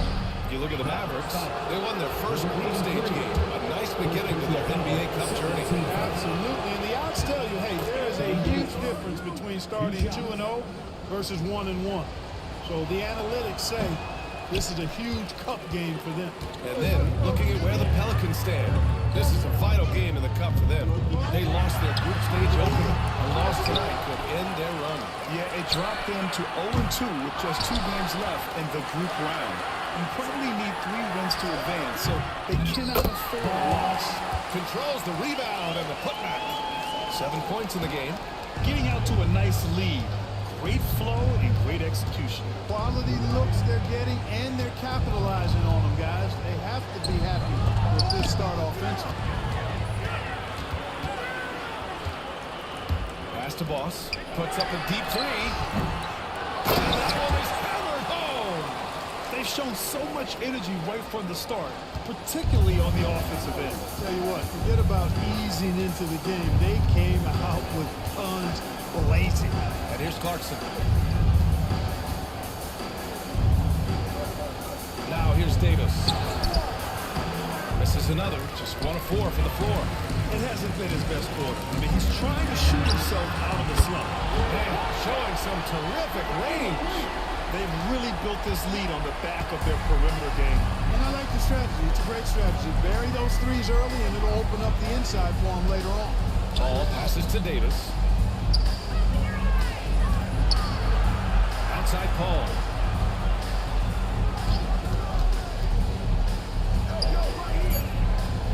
New Orleans needs to hurry. Late clock. And again, no good by New Orleans. He's lost his rhythm completely this quarter, but he's determined to stay after it. And he lobs it up. Hammers the lob through. They've been very well-rounded and extremely focused. Almost no holes in their performance tonight. They've been tremendous. And here's Williamson. No points so far.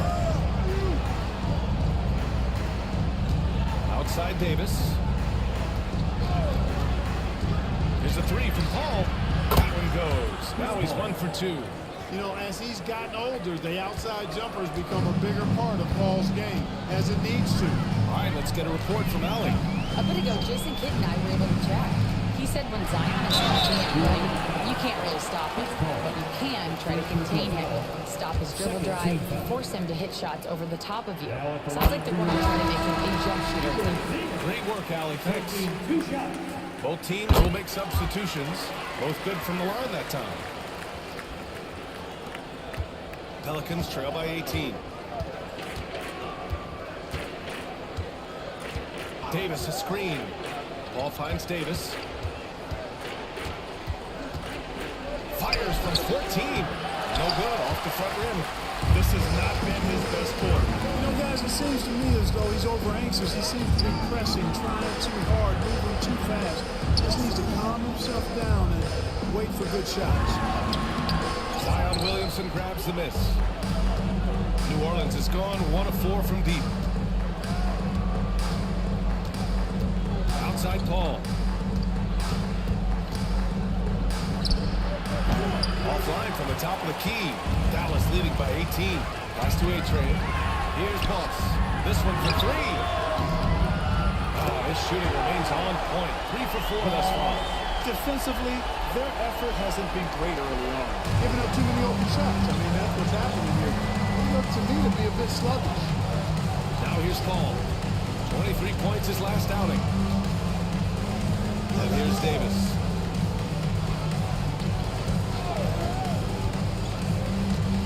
Six to shoot.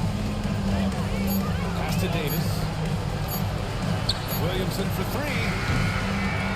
Boss pulls it down. And that's a strong closeout defensively. Great effort to deter the shot.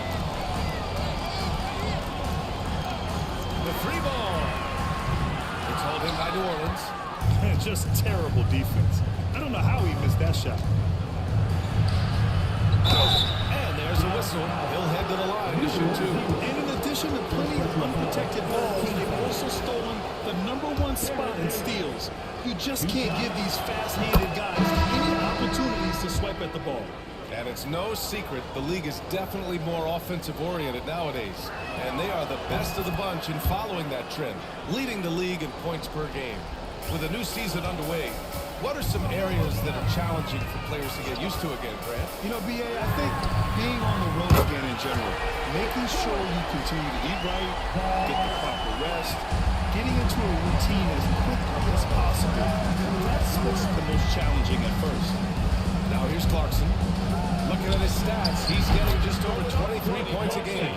Well, it wasn't a pretty start for him, but now he's got a bucket to build on.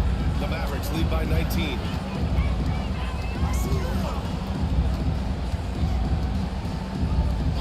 Pass to Boss. Fades and shoots. Hey, in 6 attempts, he's made 5. Talk about efficiency. He's going off this quarter. A huge reason why this team is on top. Pelicans trail by 21. Now here's Davis. Checking his numbers, he's put up a little over 9 points a game. Kicks it out to Clarkson. Here's the 3. Not going to go that time. You hate to pile on, but his poor shooting night has really hurt the team. Plenty of contact on that shot. Officials call the foul, and he'll take 2 free throws now. Dallas shooting their 5th and 6th free throw attempts tonight. Boy, I tell you what, you can't even compare their numbers at the free throw line last season to the numbers this year. I mean, they are so much better. So it's both teams making substitutions here. And they're doing a great job of earning their trips to the line. Well, I love that attack mentality. Get in there and force the officials to make a call. And it's rejected. It's going to be out of bounds. The Pelicans will retain possession here.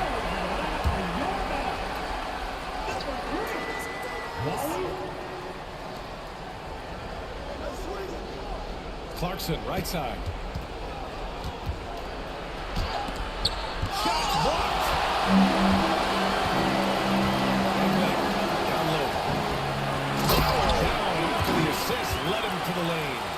Building a big advantage early with a terrific all-around performance. Yeah, you know, they've had the advantage at both ends. They've got all the momentum early on.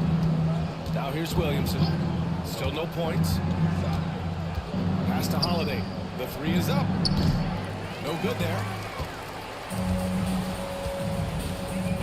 He's covered by Clarkson. Here's A-Train. A minute 31 left in the first quarter. 3-pointer. Boss's shot is off. Clarkson outside.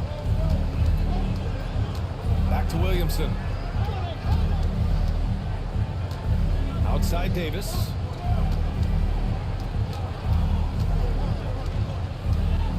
Shot clock at 5. 3-pointer. And he can't get that one. Yeah, and the defense really respects his shooting ability, and they showed it with that tight coverage. Zion Williamson grabs the miss. The way they've gotten after rebounds has been impressive. Yeah, sensational is a really big word for it. They're tearing it up on the glass. Jumps up. Oh, a huge slam. An exclamation point on that break.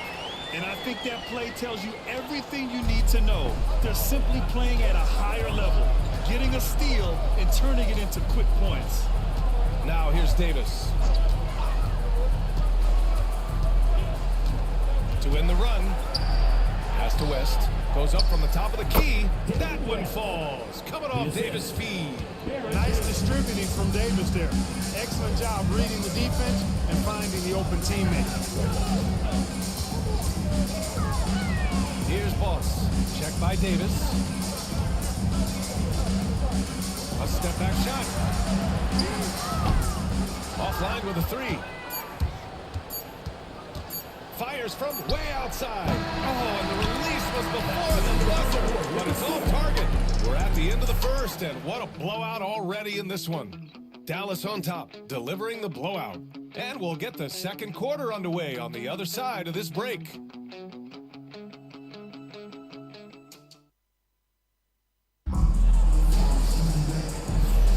And so far through one quarter, it's been a lopsided game. We'll see if that changes here in the second. Well, guys, we've seen a confident-looking Mavericks team out there. Give it up for their D. They're battling, communicating, and coming up with key stops. They've got them rattled. It's only the first quarter, and already they've made enough big plays on defense to last really an entire game. Okay, on the court right now, second quarter for the Pelicans. We've got Drew Holiday, Murray out there with Davis. Then there's Zion Williamson, outside Holiday. Williamson outside. Pass to Holiday.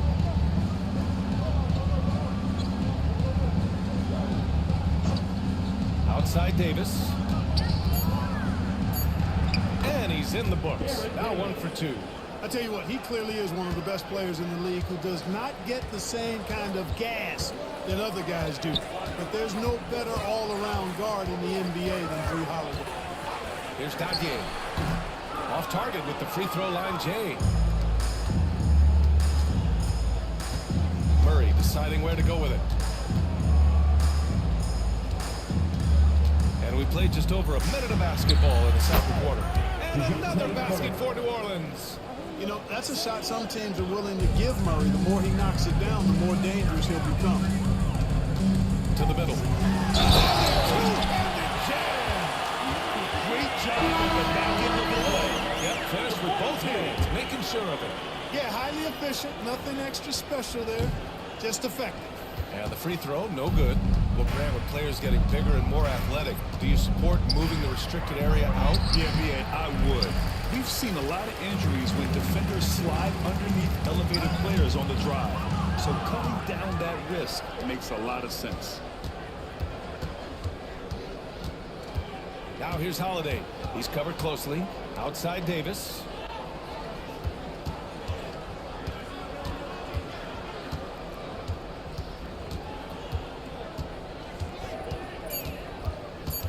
There's a screen.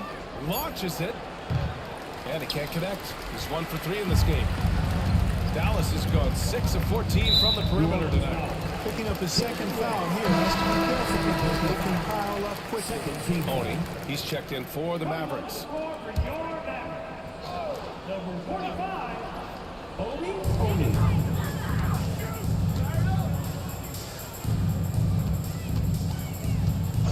From downtown, nails it from beyond the arc. Gotta fight harder to get over those screens. Well, I'm going to credit the screen. I mean, that's a good, strong pick he lays there. Here's West. Checking his stats. He's scoring around 9.5 points per game.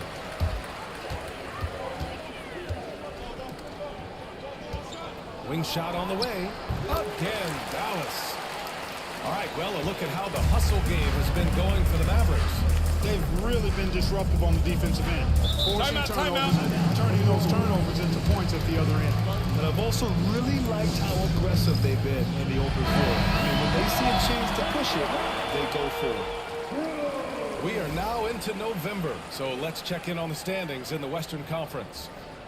You look at the Mavericks, things stacking up nicely for them so far. #1 in their conference and looking formidable. And of course, New Orleans, 8 games back. Well, right now for the Mavericks, you have to really give it to them. I mean, they are backing up all the preseason hype. They've been outstanding early.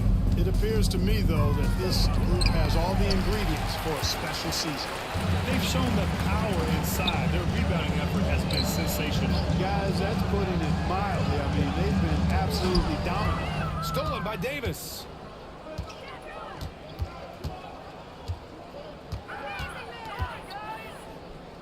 Pass to Mashburn. Now Williamson. They need this. It doesn't go for him. Here in the second quarter, just under 3.5 minutes played. Sure, from three-point range.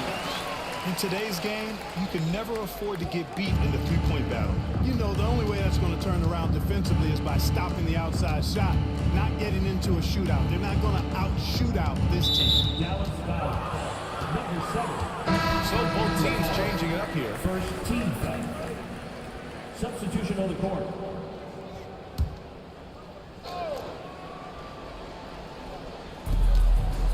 Clarkson outside.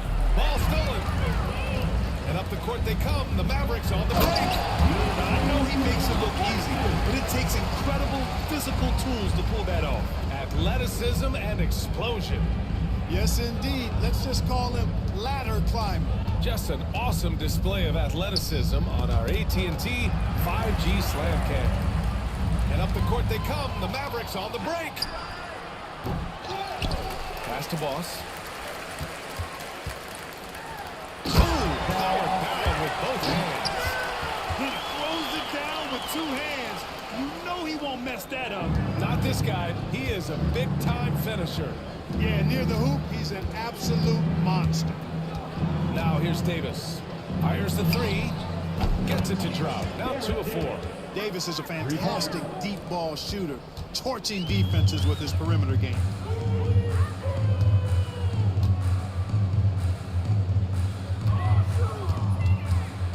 Beyond the arc. Rebounded by West. And this is exactly who you want taking that shot. He just missed it. Davis, the pass to Clarkson. Misses the 3. The Mavericks have gotten 7 of 10 attempts to drop in the second quarter. Now we get a chance to check some stats for him. And over the last 5 games, his field goal percentage has increased. And you can make a case his confidence as well because of this. 2 shots.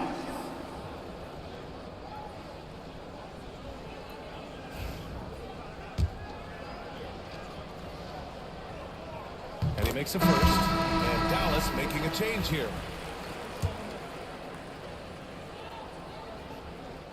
And that one goes in. 2 from the line that time. That's a great job getting to the line here.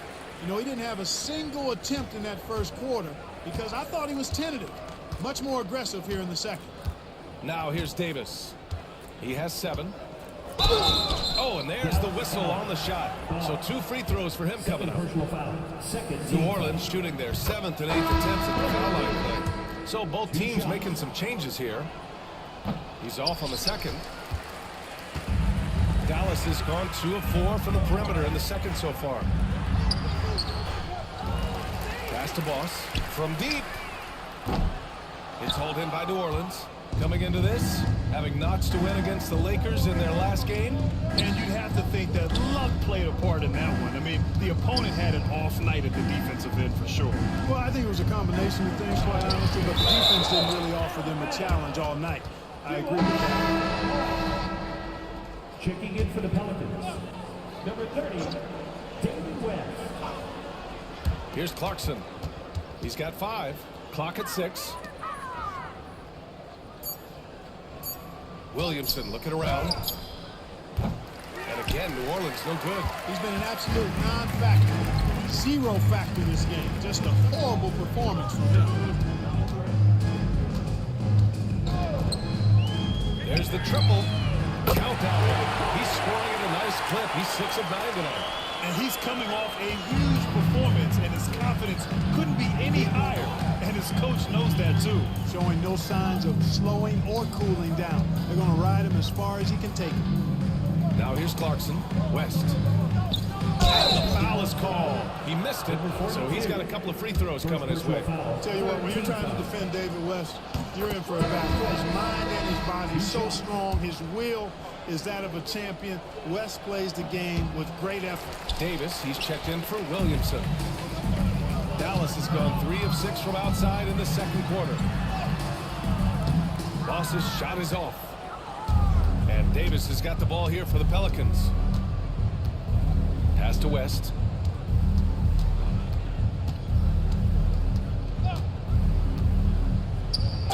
Ooh, and he took a hard foul on the shot. So he'll head to the line to shoot a pair. Nobody is going to outwork David West. He plays the game hard and smart and tough. A double-double threat every night. And good on the second, so he makes them both. And Dallas with possession. They're on a 19-7 run. Pass to Boss.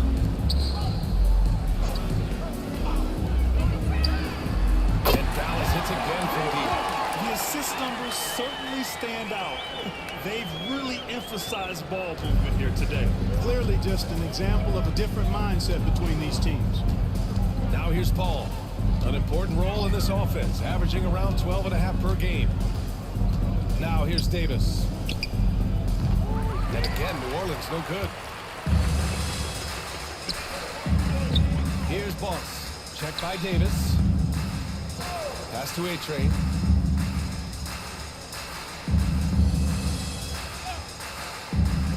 Jacks up a 3. Kept alive. And he keeps it home with authority.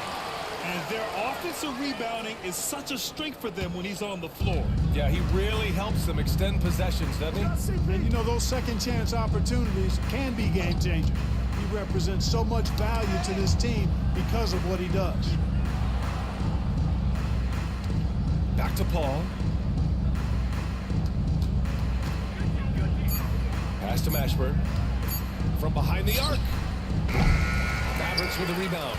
And even after airtight defense like that, you still just expect him to hit those kind of shots. Here's Boss. A chance to check out Dallas's upcoming schedule. On Friday, they'll be taking on Nikola Jokic and the Denver Nuggets. And then on Sunday, they'll be matching up with Jimmy Butler and the Miami Heat. And you know, for that matchup with the Hawks, it's never easy taking the back end of a back-to-back, but they've been playing some great basketball of late. And when you're winning, back-to-backs feel a lot easier to handle. New Orleans has gone just 1 of 6 from the perimeter here in the second. Offensively, it's been a struggle for them. Yeah, they need to string together some shots to have any kind of chance. Cuts off the pass. And now the Mavs on the run. Here's Boss. Counted from distance. Boss has got 7 points for the quarter. And just not letting up at all. I mean, you have to love this approach. You want to get the ball to the guys who make plays. If it's working, keep working it. That's what I say. Keep the pressure on it. Here's West. He's got 5. Davis with it. Down to 5 on the shot clock. Clarkson for 3. Knocks it down from distance. Clarkson's got 8. You know, Clarkson really working on his range, and defenses better wise up to it. Pass to A-Train.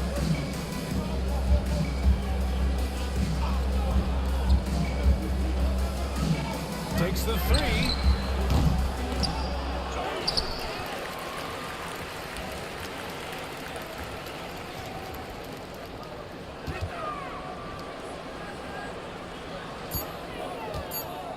From the arc. Sinks the tray. Give him 8 points now. As the deep shots continue to fall, you can sense the frustration growing among these defenders. Yeah, and they either have been unwilling or unable to take that shot away. Now here's Paul. Pass to Clarkson. Launches a 3. That one falls. Coming off Davis' feed. Davis has got 3 assists now in this one. This is just fun. These teams are trading threes back and forth. Nothing like answering back. One team gets 3, you fire 3 of your own. Boom. Here's A-Train. Yet to see a basket. Tries again. And it's good on the appreciate the heart they've shown on the offensive boards this quarter. Well, it's paid off with a greater rate of second chance hoops. I mean, great effort to build this lead on their part. Davis from long range. And the rebound goes to Dallas.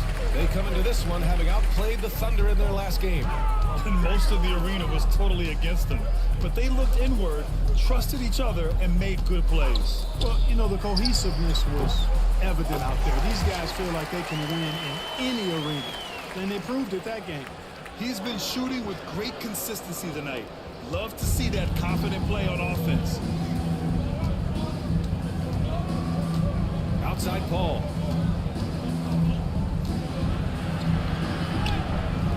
The shot no good. The Mavericks shooting an outstanding 61% in the second. Just flawless timing right there. Right? The dish, the catch, the flush, the whole thing was perfect. And it all had to be, because that's not nearly as easy as they made it appear. Takes a three. He hits that one. 2 for 5 now. We talk so much about the passing of Paul, but CP reminding us here, he can shoot it too, guys. They set the pick. And he drops in the layup off the glass. 23 points in the game. More points coming from inside. In that respect, they've been the more aggressive team. You're exactly right. It's been all good at one end, and let's be diplomatic and just say not so good at the other end. Now here's Clarkson. The D's right on him.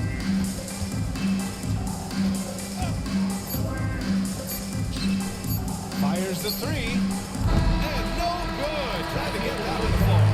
And so it's the Dallas Mavericks. And they're up an insane amount going into the break. It hasn't taken them too many shots to get their points. They're winning with efficiency. Back after this.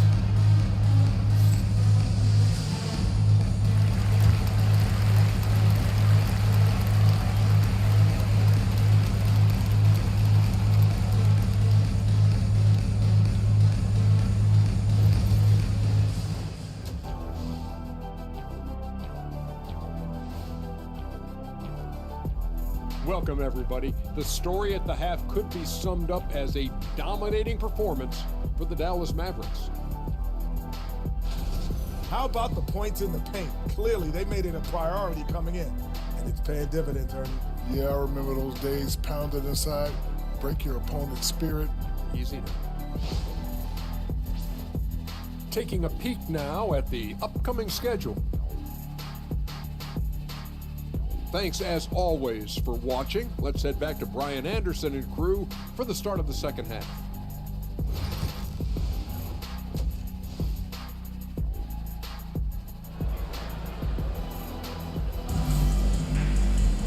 And with the second half upon us, we'll find out if this game becomes the rout that it's threatening to be.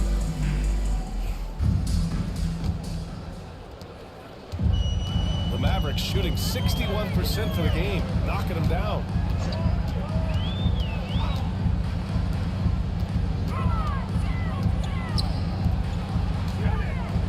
Paul with the double. The three. Mashburn grabs the miss. And here's New Orleans now. Second half underway. Here's who Willie Green's got on the floor. Zion Williamson out there with Anthony Davis. Then there's Chris Paul, then it's Jordan Clarkson, and it's Mashburn in at the small forward position. And finished off by Davis. This is why you integrate Davis into these sets, because he's terrific at finishing them off.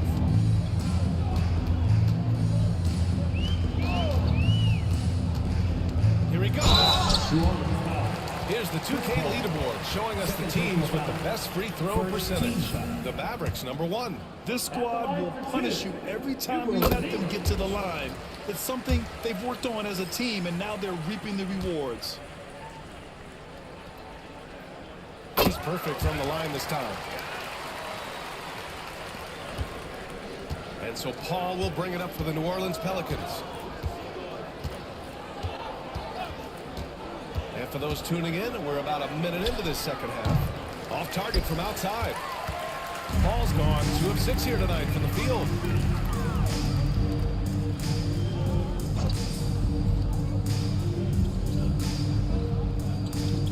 inside. And the three-pointer goes. He's got 26. Whatever the defense gives, that's what he takes. A sign of a skilled offensive player. Boy, they'd love if anyone could get a bucket. Yeah, their offense has been grinding to a halt. Clarkson for three. No good that time. And the defense got away with one there. I mean, that's a shot he typically makes.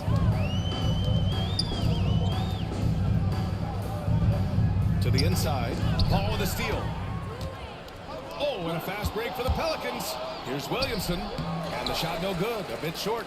Far from an ideal start here. I mean, this half just 1 for 4 so far. This is why you put the ball in his hands. An accurate pass hitting a moving target. New Orleans has gone 0 for 2 from outside here in the third.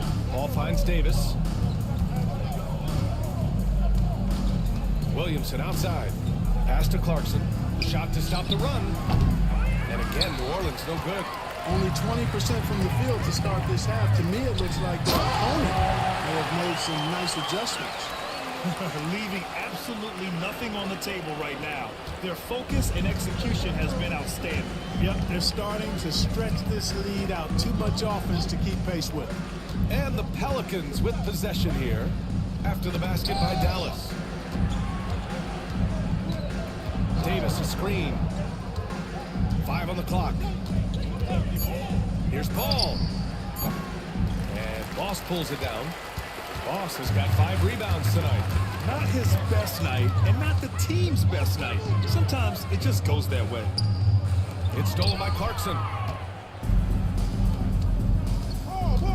Williamson left side.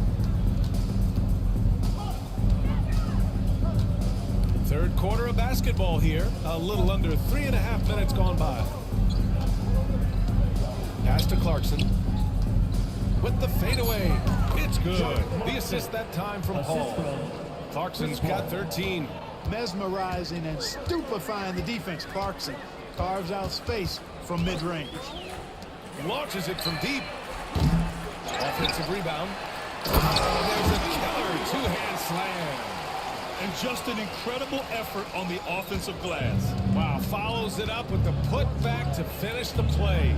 Got a pigeon on that one. Easy money right there, fellas. Going old school on you young fellas. Look that up. Pigeon. And he was camped in the lane there. He gets a 3-second call.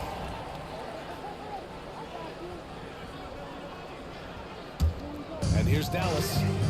They're on an 11-2 run. Pass to Boss. And there's a pick. And there's the drive. And there's the slam. Good to finish it off. Just rising up to the rim.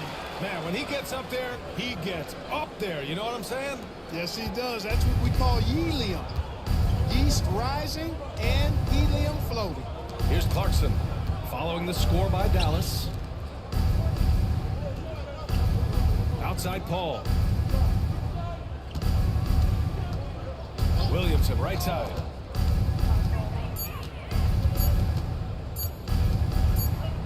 And they force the shot clock violation. Great D. Third and assist, and they're in the top 10 for field goal percentage. They pick their shots well and do a good job not forcing things on that end. And that third place ranking in assists. It speaks to how this team is unselfish offensively. They understand basketball is the ultimate team game. To the paint. And he dunks it. What a pass to set him up. Their offense has been unstoppable, just firing on all cylinders. And, you know, the lead just keeps growing. I mean, this game is not going to get out of their grip. They're going to keep pulling away. Now here's Paul. He's got 6. Here's Clarkson. And 2 free throws coming up as the whistle blows. He barely missed that one. First team foul. Nice strong move there by Clarkson. He'll get free throws. And a moment to check out the scoring breakdown for the Mavericks. The way they've been chasing after their shots in this game is really admirable. getting them lots of second chance looks at the basket, too. And I've also noticed how opportunistic they've been off turnover, doing a really good job taking advantage of the opponent's mistakes. Zion Williamson, third personal foul, second team foul. Now at the line for your Mavericks, numero 0. First one falls for him.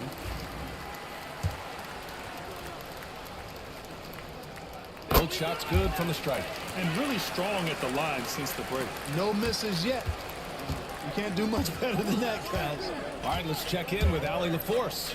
We've seen scoring totals increasing, and fans might appreciate it, but NBA VP and head of basketball ops Joe Dumars said, quote, "I think what fans really want to see is incredible competition. The score is secondary to that. And guys, you talk about competing, Joe D brought it at both ends of the floor." No doubt about that. Well said, Allie. There's the three. Gets the three to fall. He's got 31. Since half, there's been a stark contrast between these teams. I'm talking about efficiency at the offensive end. And that's why you have such a huge gap in the shooting numbers between the teams. Now here's Clarkson. He's got 15. Count that bucket. Simply found the open man there because he read the defense. Well done by Davis. Pass to Boss. And he'll draw the foul. He'll head to the line for two. It's going to be on Anthony Davis. Third team foul. Now at the line. And he drops it first. And the Pelicans making a change here. Davis is checked in. And so he makes both from the line. Here's Paul. He has 6. Davis with it. Clarkson outside. Pass to Davis. Nice move. Again, the Pelicans good for 2. Well, I like how quickly he threw the bounce pass there. Hard to defend against that. For Dallas, they've gotten 7 of their 9 shots to fall. Quality shooting in the second half. Derek Davis. Second personal foul. Fourth team foul. The first free throw is good. And the Mavericks making a change here. That one falls, so he hits both of them.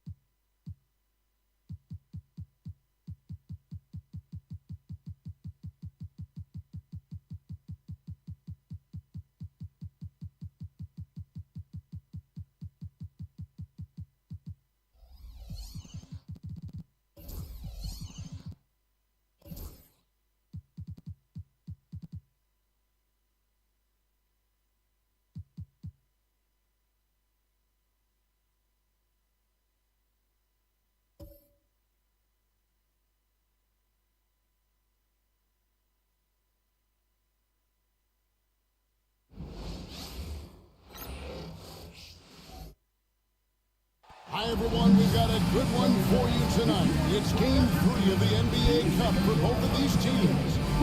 Let's get started. Moments away. It'll be the Denver Nuggets going up against the Dallas Mavericks.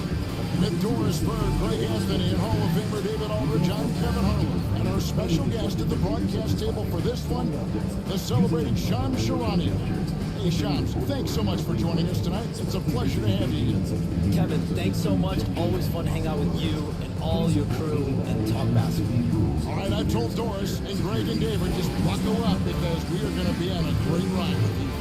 Moving through November in a fresh new season filled with young talent, we're keeping our eye on the rookie talent all across the NBA and how they've been playing. So, that in mind, here's a look at the Rookie Race Watch to see who might be in the running for the Rookie of the Year later on down the road. What a rookie year he's having, guys, atop the rankings right now. And even though it might be a tight call, he's definitely the favorite. And what a feeling right now for him. He's sitting on top of the heap of all that young talent. Well, he has wasted no time making his presence felt, and he's setting a very high standard for this year's rookie class. Now, we'll look at Dallas's starting lineup. And for the Nuggets, they've got Anthony, Allen Iverson out there with Thompson.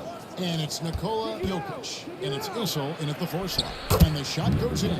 One thing Shams here talked about, banning top 10 pick protections in trades. Why is that? We saw Dallas absorb a big fine a couple years ago, but then they drafted Derek Lively, and it truly worked out for them. So if we're going to avoid that, maybe it's better to change the trade rules to avoid those kinds of incentives. But Dallas really, I think if they could do that over again and absorb the fines, they would want it to be double the amount, the way that Derek Lively looked and the way that he played. Well said. I totally agree. Now here's Thompson. Pass to Iverson. 5 on the clock. Jokic on top. Blocked again. They get it back. Lets it go from deep. And Allen Iverson good for the 3. And it's encouraging seeing Iverson just bury the 3 ball. When he's got that shot going, he is basically unguarded. Right wing shoots the 3. The shot goes in. First shot, first basket. And they don't want to get in a habit of giving him open looks from 3. First quarter still, but not what you want to leave open. Now here's Thompson. He got 25 points last game. Issel passes to Iverson. Pass to Issel.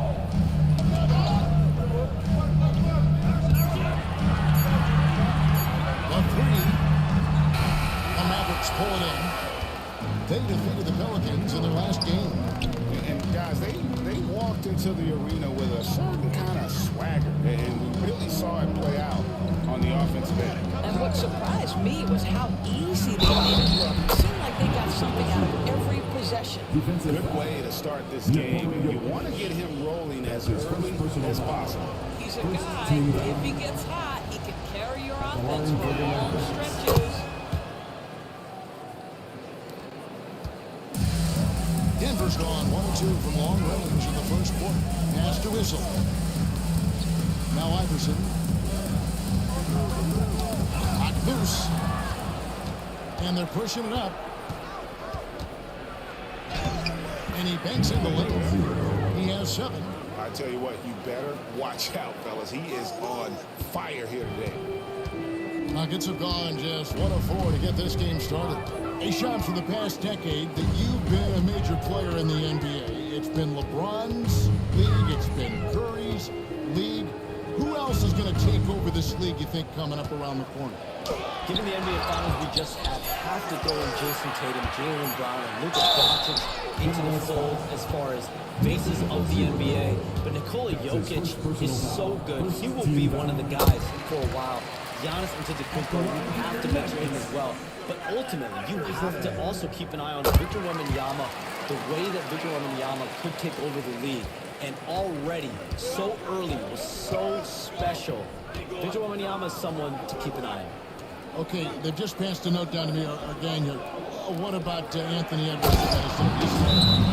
Young, who is really making an impact. Anthony Edwards, Devin Booker, you have have to consider those two as well. And it's special, the crop of young players that you have coming up in this league. One of them is sure to emerge as this generation's, whether you want to call him Michael Jordan, Kobe Bryant, LeBron James, there will be a face out of this crowd. And we cannot wait. And here are the Nuggets now, following the score by Dallas. Anthony down low. He had a career game last time out, bucket after bucket.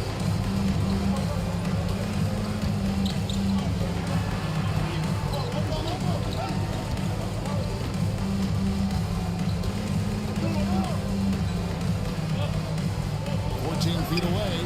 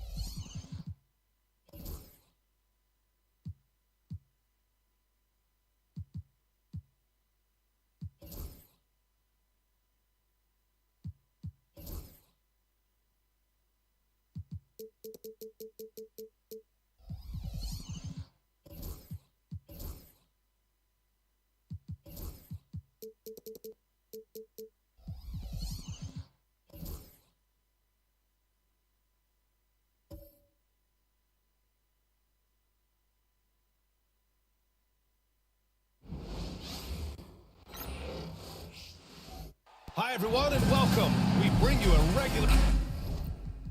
You take a look at the Nuggets. They've split their first two games in the NBA Cup. They have a 1-1 record in the group stage. Yes, they're at 500. And in terms of the NBA Cup, their backs are against the wall. You have to win tonight to have any shot to advance. And as for Dallas, they are off to a strong start in this NBA Cup, winning their first two games of the group stage. Yeah, they've set themselves up nicely, but they can't get too comfortable. They need to win out in order to ensure their spot in the knockout round. Well, now Dallas is starting group. Now Jokic. Such a unique player, multiple-time MVP Nikola Jokic. How do you defend this guy? Well, Brian, if I knew that, everybody in the league would be trying to hire him because no one has found an answer for Nikola Jokic. He can just beat you in so many ways. If you're going to double team him, he's going to create wide open shots and even layups for his teammates. If you're going to leave him single covered, he's going to score. There's nothing this guy can't do on a basketball court. About a minute into this first quarter. 19-footer. Issel with a rebound. Those are precisely the looks this team is trying to create. Yeah, quality offense will serve you well in the long run. You can't settle for bad shots. And now it's time to take another view of that huge swat. That'll put some fear into the shooters, and he made sure to do it early, too.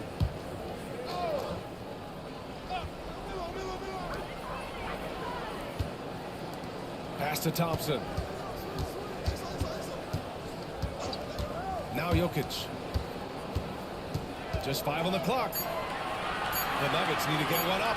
Here's Iverson. Yeah, they might want to think about a high percentage look the next time down.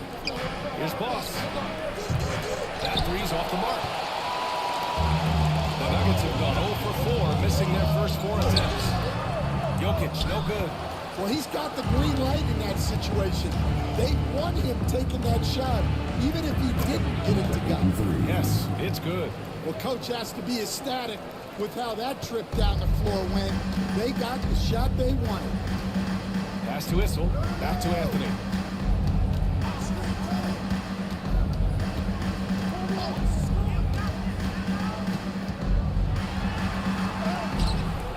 target at the rim. That's a defender doing just enough to cause a miss. I almost can't believe what I saw. Incredible. I'm speechless, man. I'm speechless. Excellent. Michael Malone here, calling timeout. We might see him looking to make some tweaks to the strategy here. First quarter of ball, almost 2.5 minutes in. And the ball out of play, the Mavericks will have it. A group of teams that love to run. The NBA leaders in fast break scoring. The Mavericks, number 1. You have to appreciate their effort and conditioning. It takes a lot of energy to play that fast breaking style. He's guarded by Anthony. Here's the pick. Here's Boss, defended by Thompson.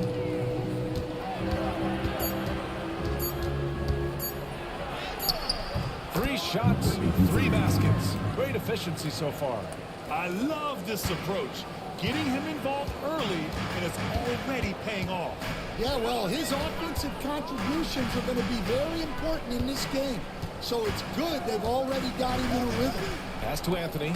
The 3. And again, it's Denver missing. Dallas leading by 5. No question, this offense has some firepower. They're looking very confident in what they're doing right now. There's no debate there. He got him. Dallas.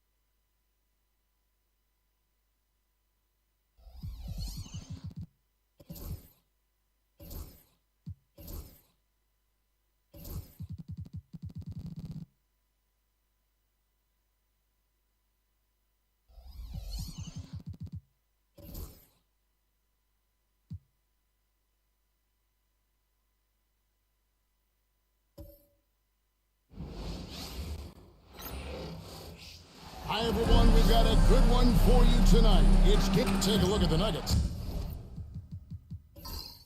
A chance now for them to move to Zone 1 in the NBA Cup group play with a win here tonight.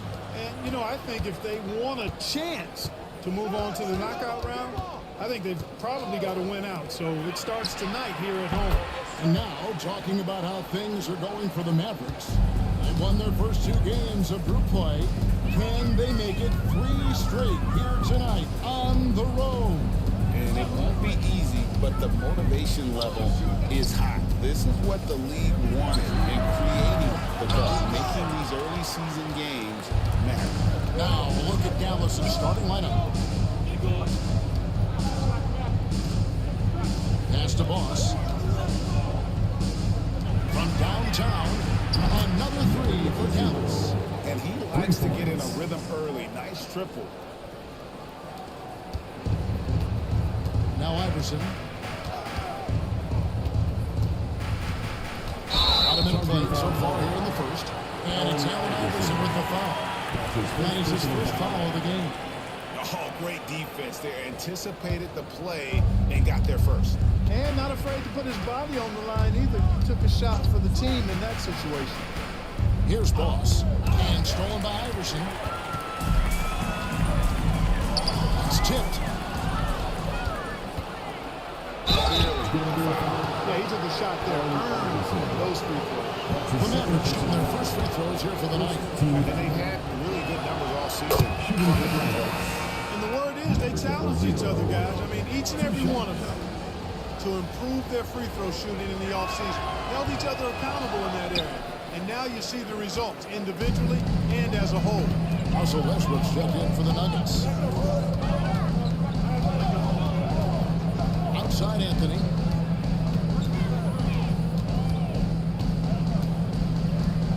Clock at 6. They get it. And he sinks the layup. Great job by Anthony keeping his balance, not allowing the contact to stop him from scoring. Pass to Boss. Here's Hope. That's his second shot and his second basket. He's 2 for 2. Boy, he is looking confident.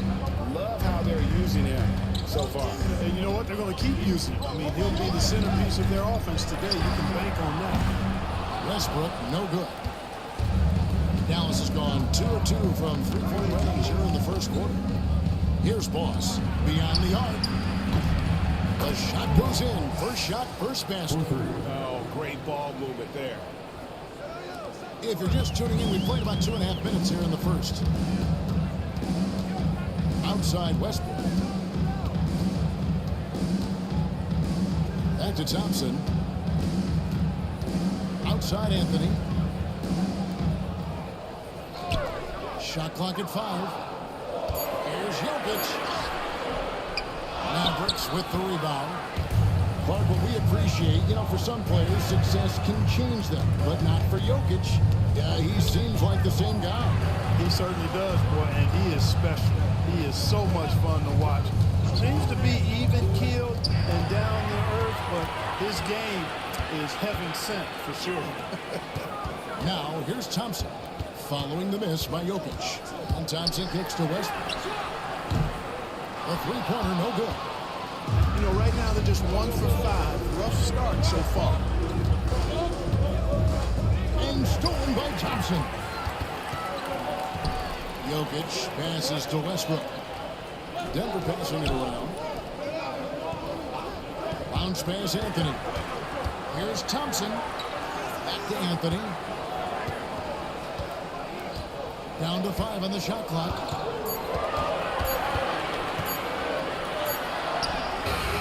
That one's no good. That makes him 1 for 2. Dallas with the ball. It's a 12-2 run here, big pace. Hope covered by Anthony. Westbrook pulls it in. Well, you know what? All good things must come to an end, and they finally miss after making their first 4. Pass to Whistle. From about 16, his first shot is a miss. 0 for 1 to start the contest.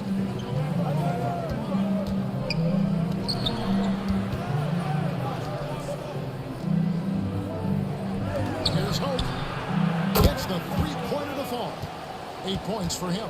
All these threes they're giving up have really been the driving force on this run. We have a timeout called by Michael Malone. And coach has decided they need a moment to talk things over. Here we are in November. Let's see how things are shaking out in the West early in the season. You look at Dallas. They like where they stand right now, perched in that topmost position. And, of course, Denver, right now, quite a ways down below. Right now, Dallas, they're proving that all the talk we heard about them in the preseason was warranted. What a role this group's been on here early on. It appears to me, though, that this group has all the ingredients for a special season. Now, here's Westbrook. Still scoreless. Back to Jokic. The three from Anthony. It's rebounded by Dallas. They beat the Nuggets during their last encounter in Denver. In the last meeting of these two teams, they were really sharp defensively, disrupting the flow of their offense and causing a ton of turnovers. Very satisfying performance, and one they'll look to repeat tonight. And they ended up winning it going away. Jokic inside. Is blocked. Into the lane. And it's tough to finish it off. Beauty. Displaying intensity right off the open.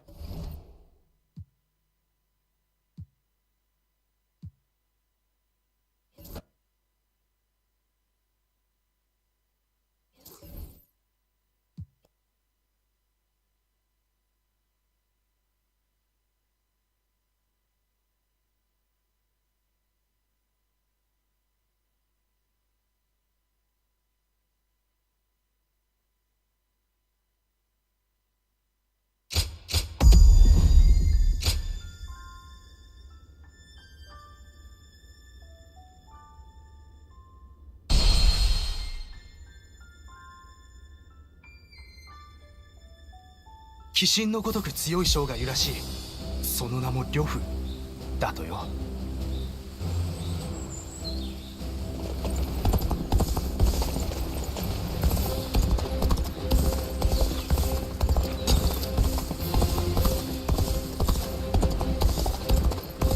先行が欲しくとも死に急ぐなよ。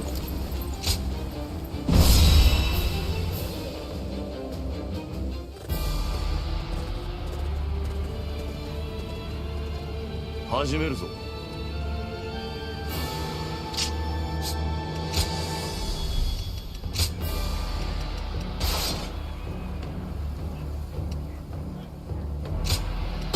行くぞ。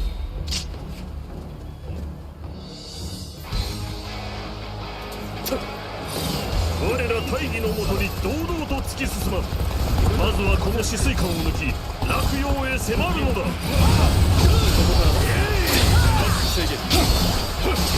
参りましょう。あなたの身は我らがお守りします。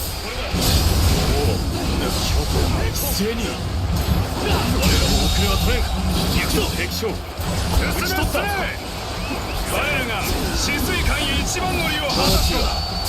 制圧覚悟を持ち込めた。この先が真の勝負よ。名門遠距正当たるわしが小詰めだと。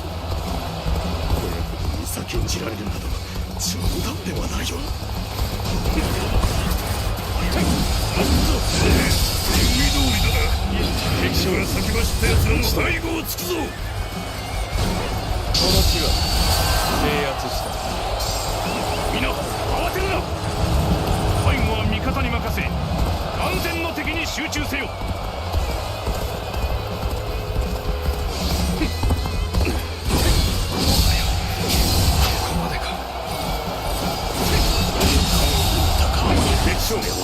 討ち取った。忍術軍はどうした。なぜ誰も来ない。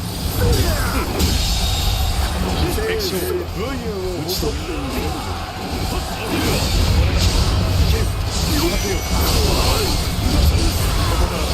いつまでも雑魚にかかずらってはいられん。敵将を味方に任せ討ち取った。我らは先へするぞ。進軍開始。敵将討ち取った。この戦いどうにも嫌な感じだぜ。敵がどうこう味方だな。なんとか窮地を脱しました。しかし演術何のつもりでこのような。皆を危険にさらされて黙ってはいられん。だが今はこらえよう。敵を撃つのが先だ。よし、ここは我らが制圧した。この勢いのまま止水管を落とすのだ。手柄を独り占めさせるな。我らも続け。進軍開始。この海遊がいる限り止水管は抜かせねえ。さあかかってきやがれ。撃ち取る。強すぎる。なんだ手応えのねえやつだったな。次来い次。バカな。ありえん。こいつ化け物か。どうした。もう終わりか。連合軍も大したことねえな。でねえ、敵将海運により味方が次々と敗走。何。たった一人に何というざまか。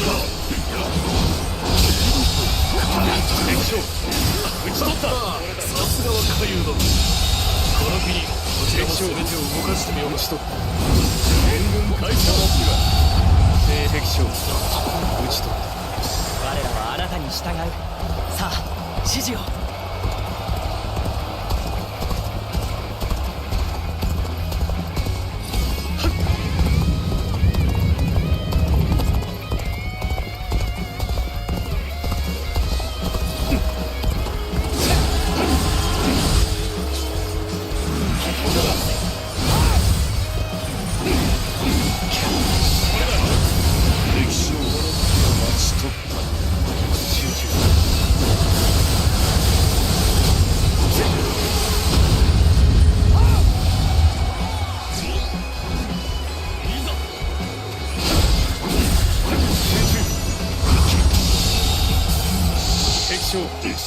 打ち取った。どうにもならん。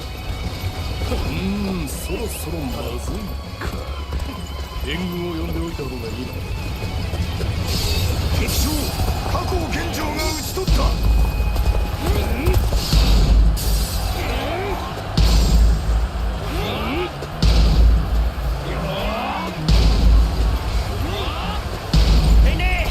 光沢軍の増援が止水艦に向かっています。敵の接近が分かったのは大きい。不意をつけば俺たちでも撃退できるはずだ。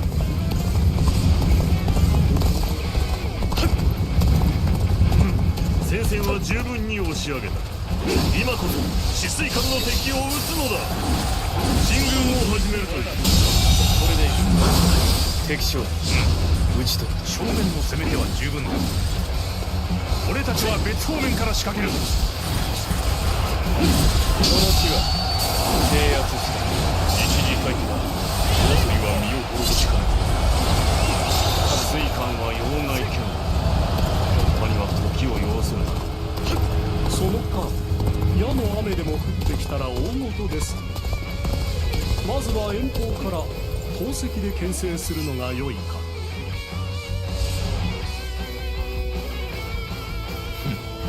随分と押し込まれているな。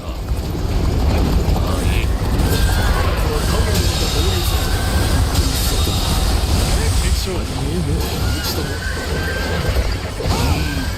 敵は何やら始めるみたいだ。ただここは小詰めに動いてもらうのが良さそうだ。進軍開始。自分だけ先行するわけにはいかないが、ここで待つとしよう。宝石の用意ができたようだ。始めるぞ。よし、俺たちに流れが来たみたいだ。このまま押し切っちまうか。うわあ、岩が飛んでくるぞ。助けてくれ。一時止まるとしよう。ここで戦況を見定める。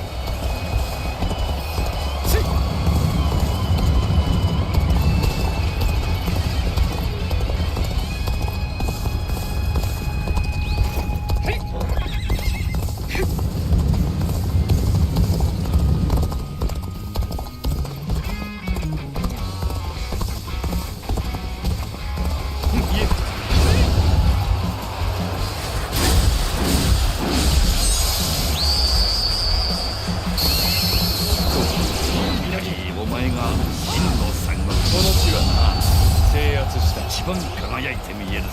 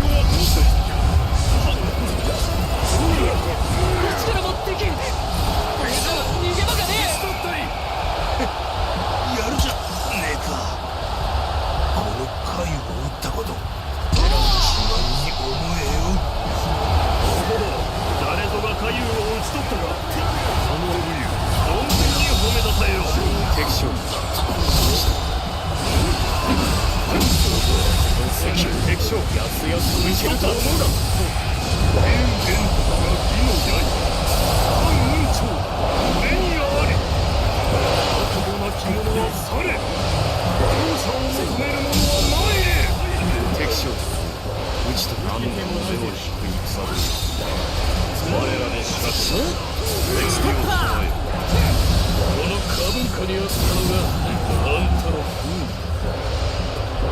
風ありがたい敵を近づけさせないよ私が盾取って守ってみせる敵将討ち取った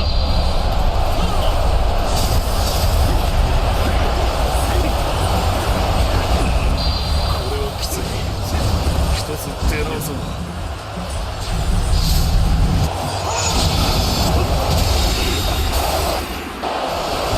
敵将撃ち取た花道ここを引くぞこの雪辱は次で果たしてやる見事な勝利だ皆よくやってくれた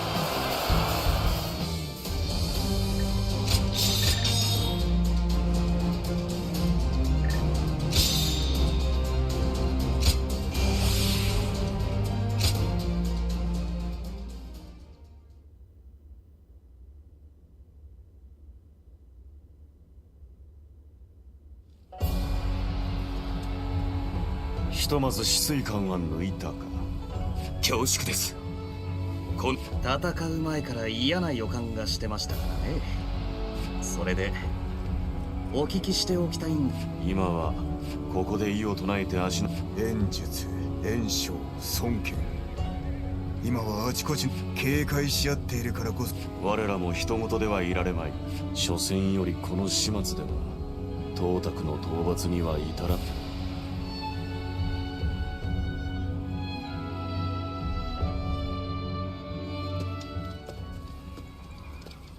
なああして身内の足を引っ張るとはなだああいやこたびと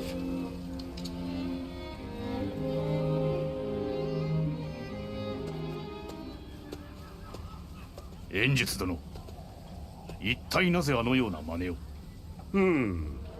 あのようなとは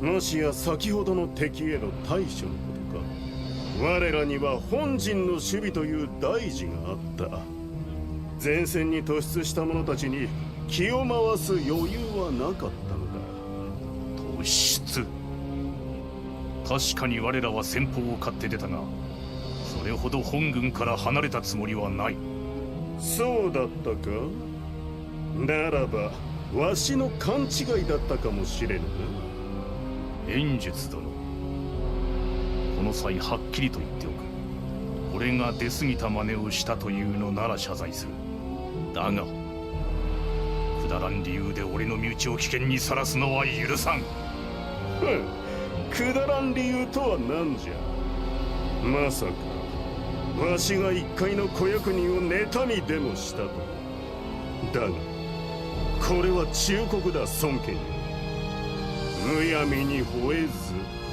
おとなしく伏せておれ長生きをしたいのならな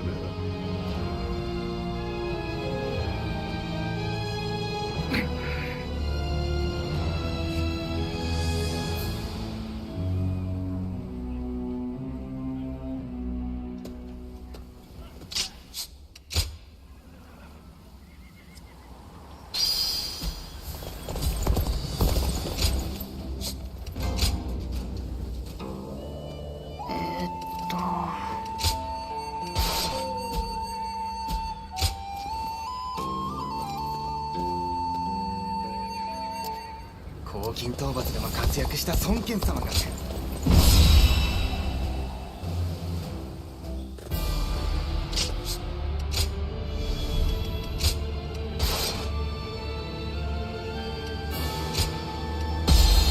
行くぞ今こそ董卓を討ち大義を果たさん頼もしき漢の中心たちよいざ進めい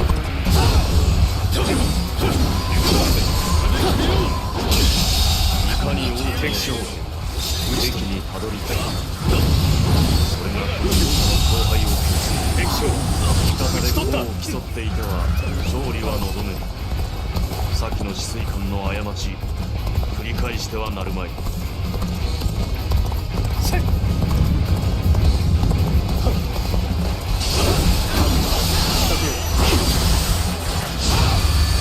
すがはこうか。敵将防衛を感じて守るにらしく攻めるに語り。確かに席にたどり着くのも苦労しそうだな。この地は制圧した。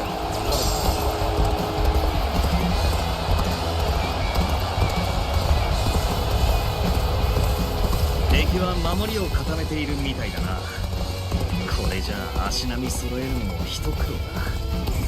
一番槍は我らにと言いたいところですが、功を焦って突出するわけにはいきませんね。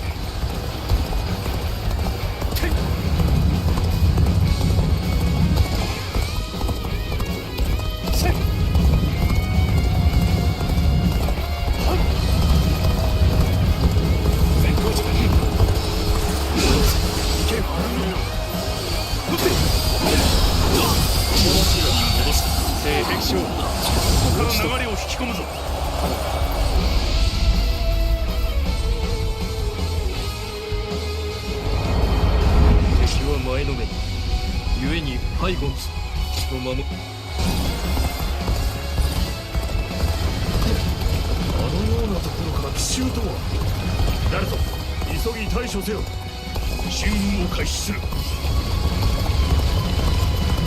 光沢へ至る道には呂布が立ちはだかるだろう。奴の存在は脅威。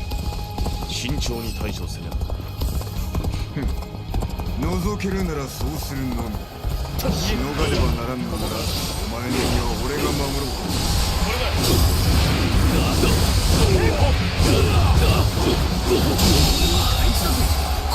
敵将討ち取った。なんという武勇。さすがだぜあんた。俺の見立てなんか軽く超えちまったな。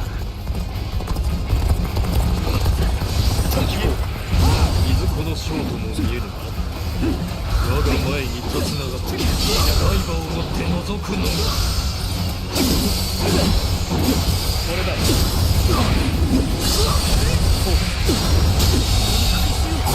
敵将今は引こう。いずれまた戦場で武を競わん。今が進軍の機と見た。いざ参るぞ。進軍開始よ。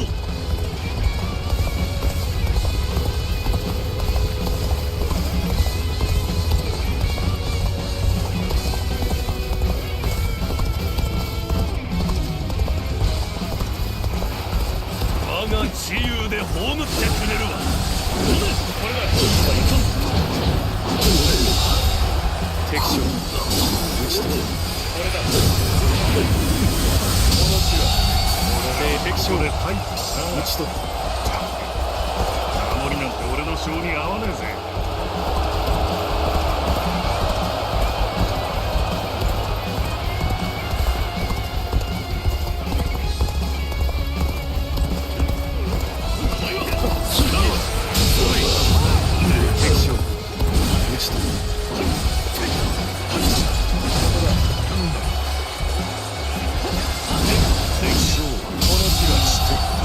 敵将討ち取る。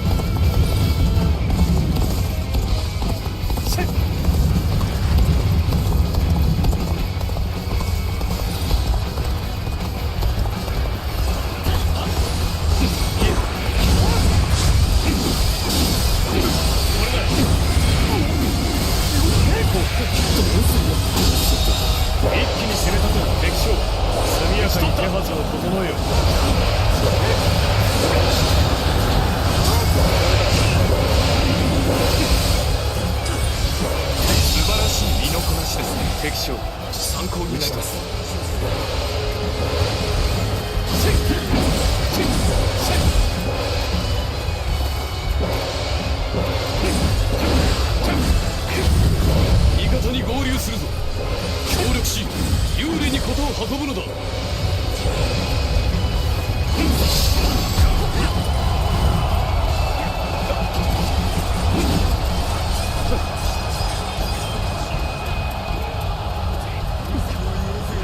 一つ手合わせ願う。いざ。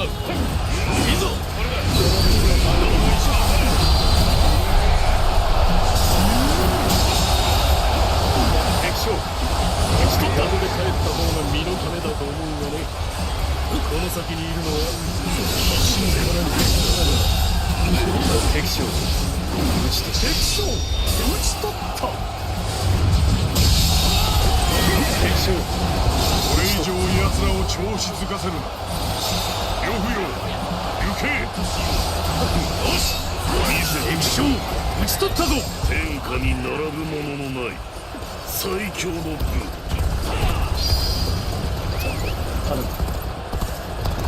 刻め。これが無双の武だ。りょうさん逃げろ。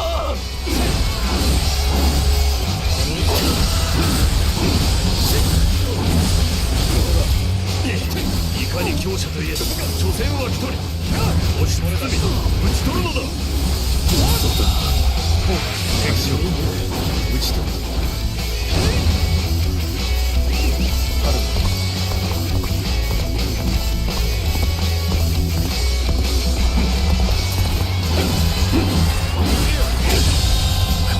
敵将、打ち取る。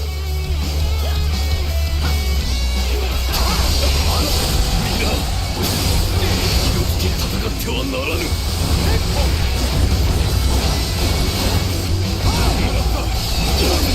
はいくら集まって敵将、打ち取る。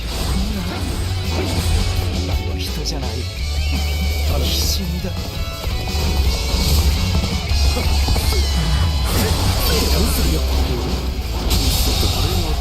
敵将、よく打ち取った。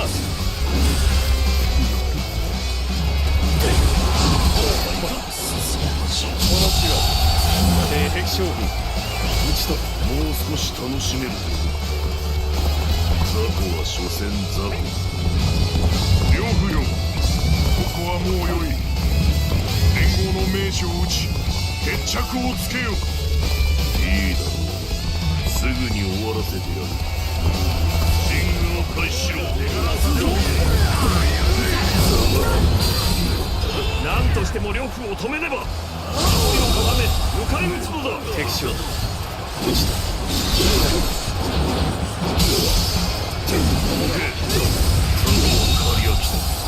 敵将、言われて道を開けるなら戦場に立つものか。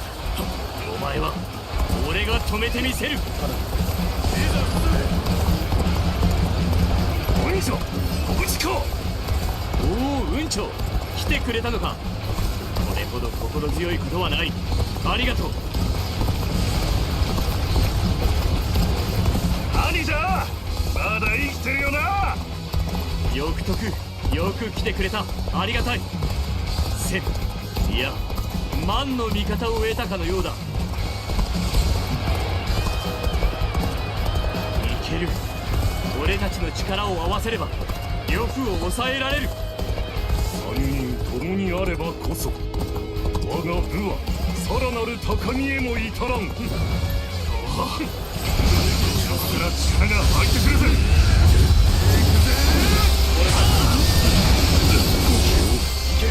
退屈せずに済みそう。見事。これも食い止めたのか。ここが木だ。我らも力を尽くし友達との決戦を急ぐ。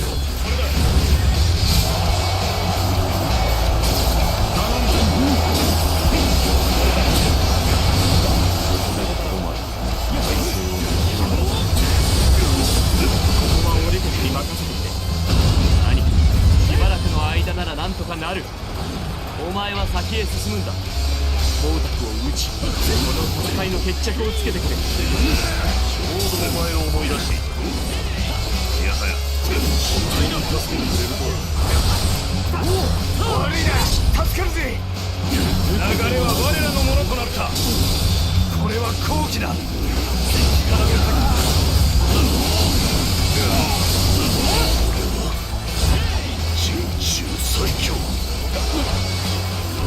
けん。それなりに俺に勝てるだろう。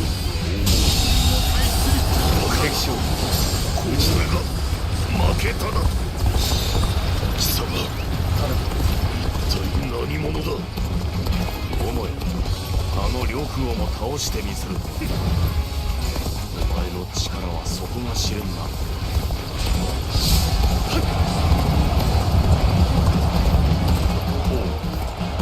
呂布が敗れた。上には上がいるものに。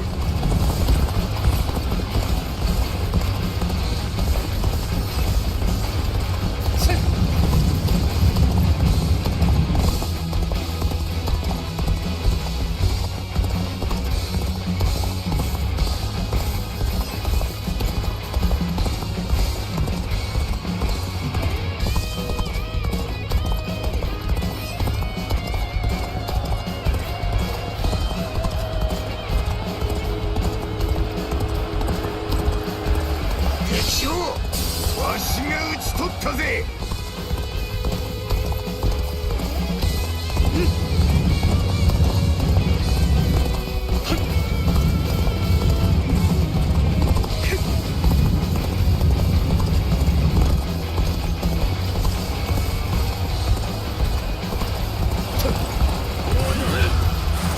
この地は敵将討ち取った。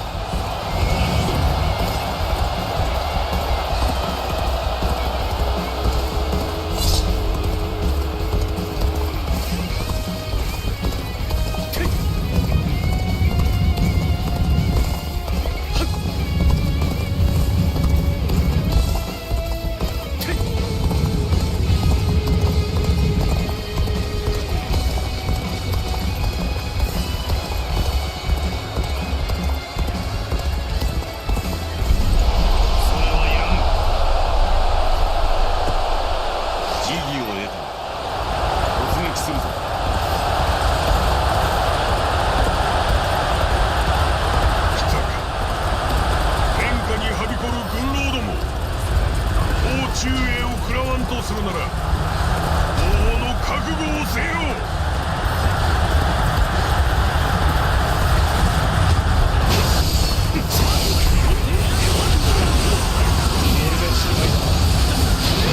山の入らぬうちに勝負を決める。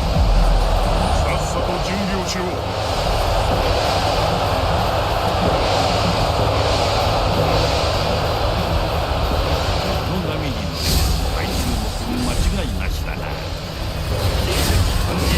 ここだ。こんなやつでもかかってこい。よくやった。お前こそ真の戦国無双だ。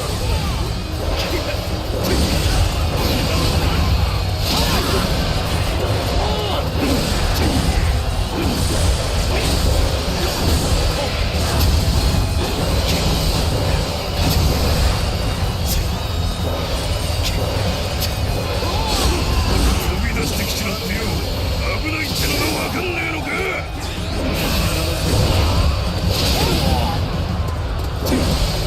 宝石と火矢を食らっている兵がいるようだ。味方の攻撃も予測できぬとは実に愚か。良いか、手を緩めるでないぞ。敵将、生き延びる力のない者は容赦なく見捨てよ。敵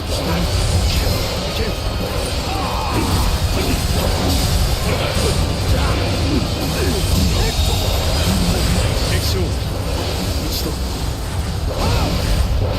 王金の放棄を経てあいつの権威は死んだ。死した巨獣の肉は生きる者の糧となるが道理。故にわしは遠慮なく食らった。そして貴様ら連合の目的も同じであろう。大義などという飾りを貼れば単純なる。人口をめぐって獣どもの食らい合いを討ち取った。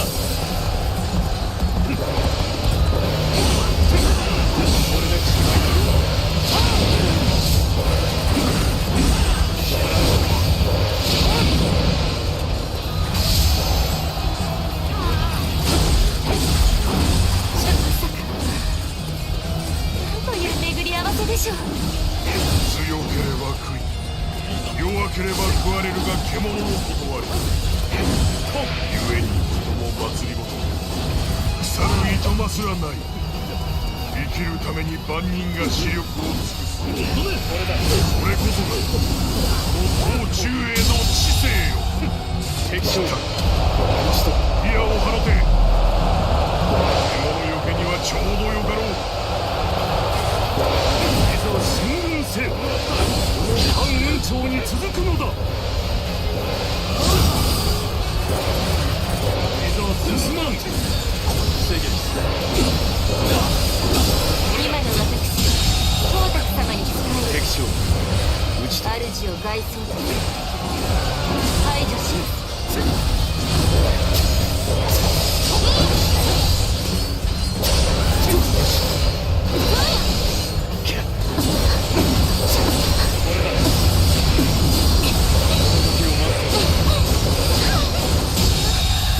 厳しきった敵将討ち取った。我は破壊者。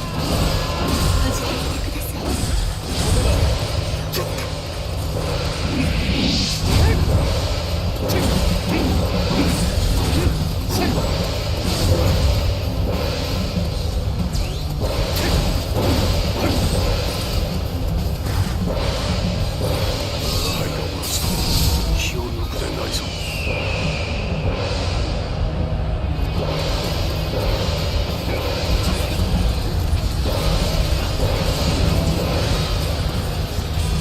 敵将討ち取った。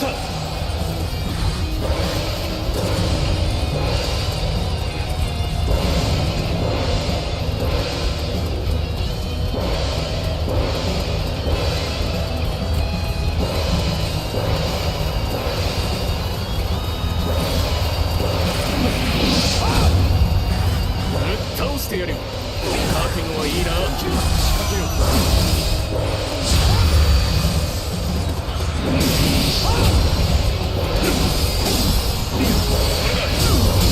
敵将討ち取った。敵将討ち取った。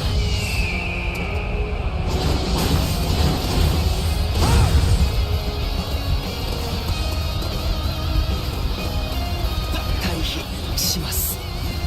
悲劇をお許しください。もらった。制限。よし、ここで仕掛けろ。敵将見せよ。討ち取った。入るぞ。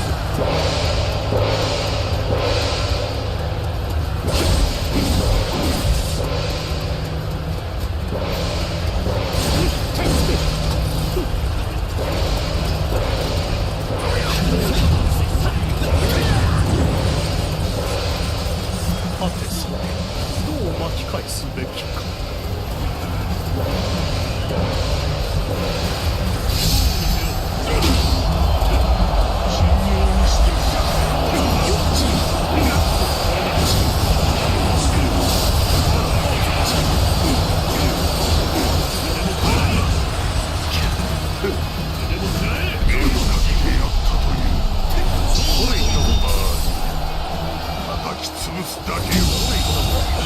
大軍団をも切り崩すか。しかし忌々しいほどにな。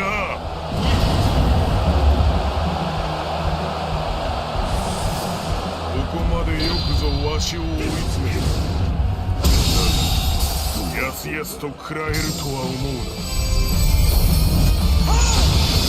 敵将討ち取った。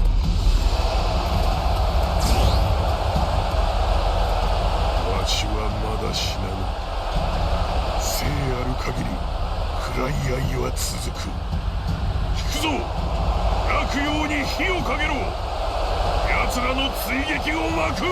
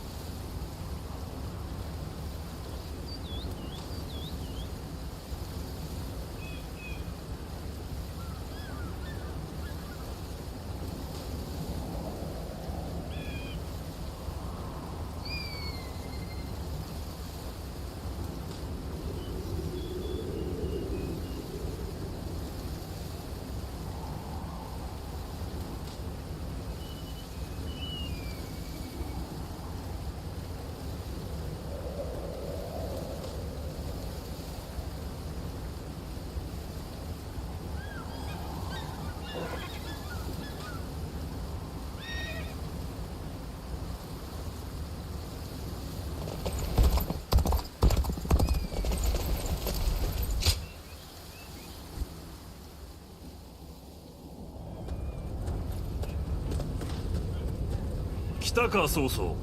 陛下はすでにならば急ぎ追撃す。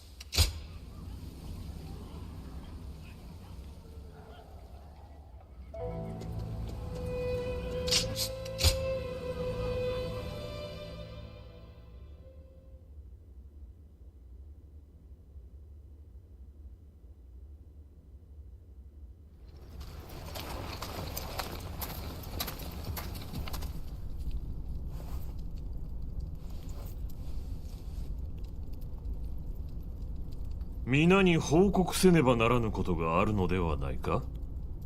孫権よ。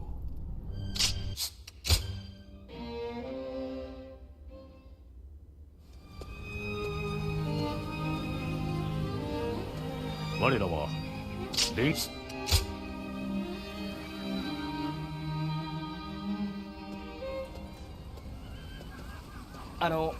隊長、連合軍はもうこの戦いを通してご迷惑かもしれぬとも考えましたが、皆どうか今後も同行させてください。やった感謝。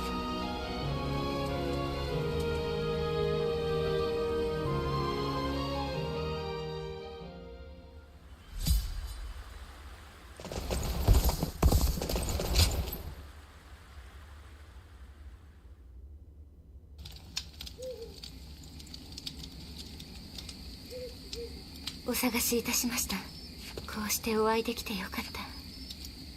はい、董卓、私がそのように私は董卓と共に長安へ、そして人の手に余るけだものを狩るにはこの身を餌として董卓と呂布、失敗もけれど申しましたでしょう。あなたとの思い出があればどうか。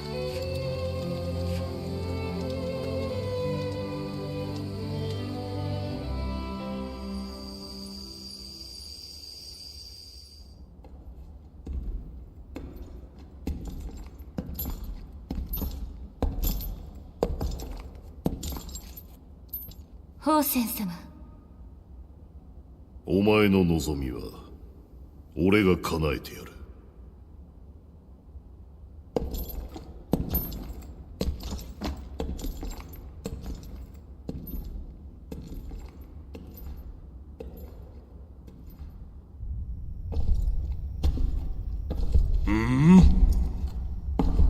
なんだ王院、貴様など呼んではおらんぞ。わしの機嫌を取りたいなら代わりに娘を従順にして差し出すんだな。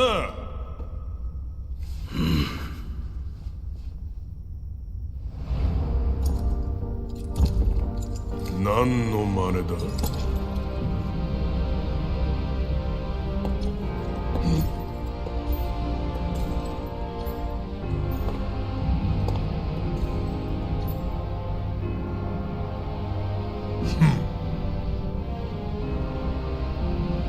そうか。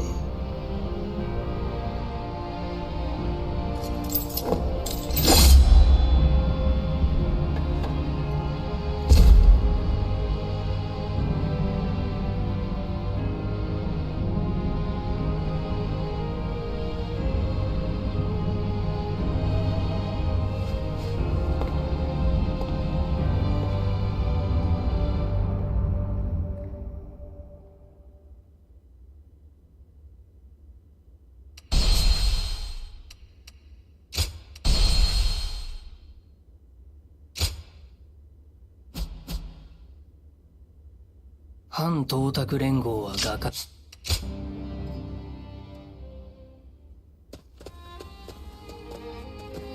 いやあ、お客さん方、随分とお久しぶりじゃありませんか。都の方で大戦があったと聞いて、どこかで落っちんじまったのかと。それ客に言うことですか。おっと、こいつはなかった。そうですか、今日もどうぞ。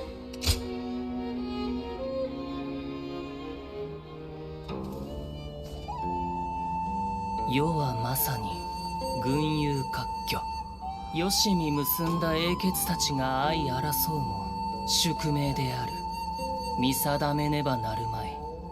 乱世の先に立つべき志を選ばねばなるまい。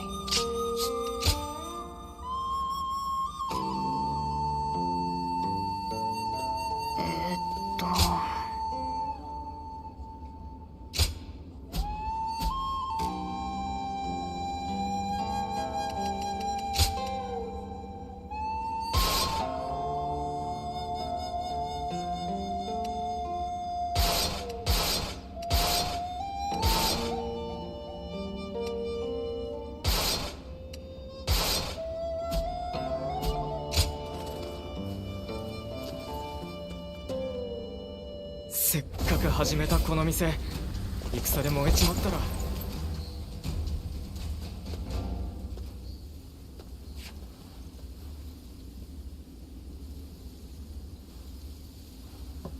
おや、その身なり、その目。お前さん、そういう仲い？ああ、よかったよ。水京先生に聞いた通りだ。あっしは法資源、水京先生の弟子だ。先生から突然このいおりを任されてね、どうしたものかと途方に暮れていたところさ。大体は適当にやってくれればいいと言われたんだがね、お前さんは特別だからよくもてなしてやってほしいって頼まれてたのさ。さてね、あの人は時々とんでもなく気まぐれになるんでね、大方風任せの旅の空だろうさ。それにしても聞いていた通り、お前さんは不思議な印象の人だね。興味を惹かれるよ。何にしても先生が戻るまではあっしがここの主だ。ご用を伺うよ。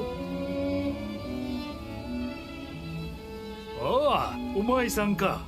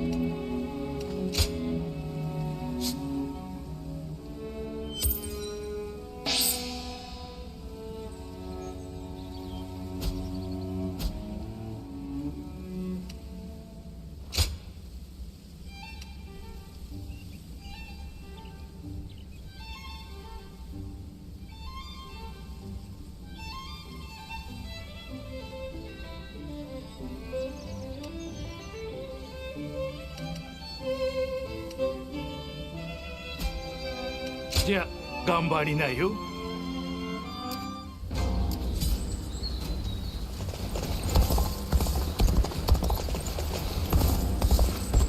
高孫さん様の軍には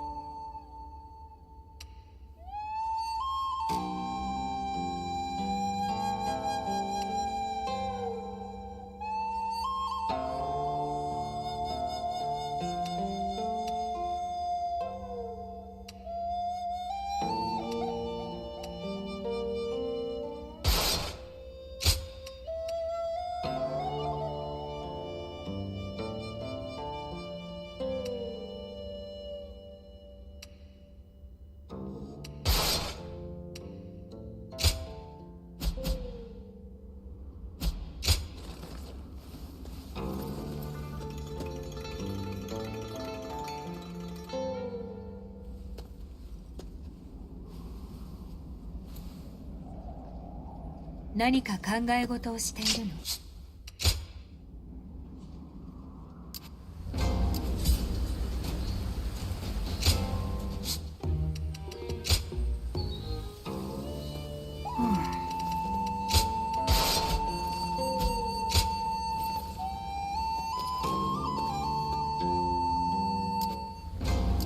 大きくなったら僕も武器を。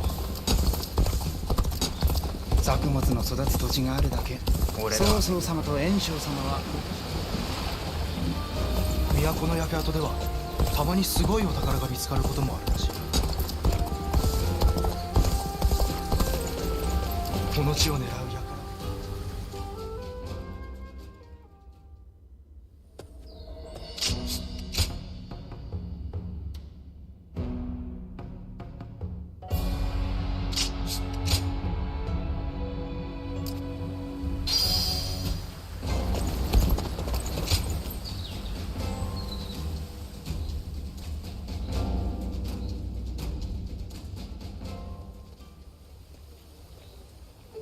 ご足労いただき恐縮です。急にお呼び立てしたので来ていただけないかと。さすが話が早いですね。実はあなたにお願いしたいことがあります。早速ですが本題を。私は現在も記録係の仕事を手伝っています。黄金の乱の折のあなたの記録について確認させてもらえないでしょうか。なぜ？初めて聞かれました。学ぶためでしょうか。殿のもとに馳せ参じてしばらく、私は1階の記録係でした。もっとお役に立ちたいと必死に故郷で同志を募り、勢いで1000人の兵を連れ帰って将に抜擢されました。大変ありがたいのですが、私に将としての経験はほとんどありません。ならば昨今活躍した将から学び、己の経験として身につけようと。そういった点で記録係の手伝いは私に必須な作業なのです。先の戦いでもあなたの活躍は評判になっていました。そんな時、古い文献の中に出てきたある一族を思い出したのです。あなたはその出身ではないかと。とにかくあなたの全てを知りたいと言ったらご迷惑でしょうか。それは流行る気持ちを抑えきれず大変失礼を。ではあなたがお話しできる範囲で結構です。ゆっくりと私にお聞かせ願えないでしょうか。先の戦場での記録を残しつつ、私たちの記憶も作っていきましょう。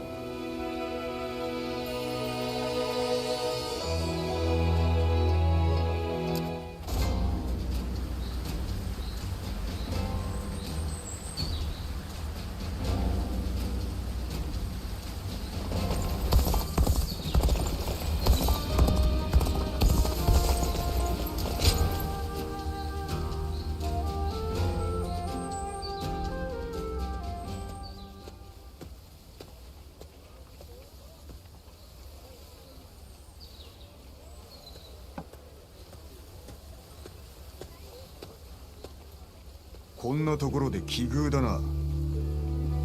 ちょうどいい。暇を持て余していてな。少し話に付き合え。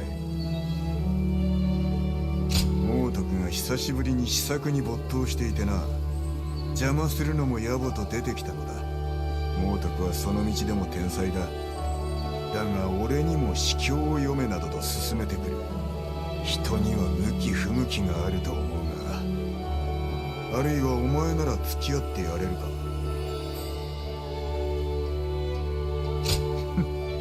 猛徳が泣いて喜ぶわ。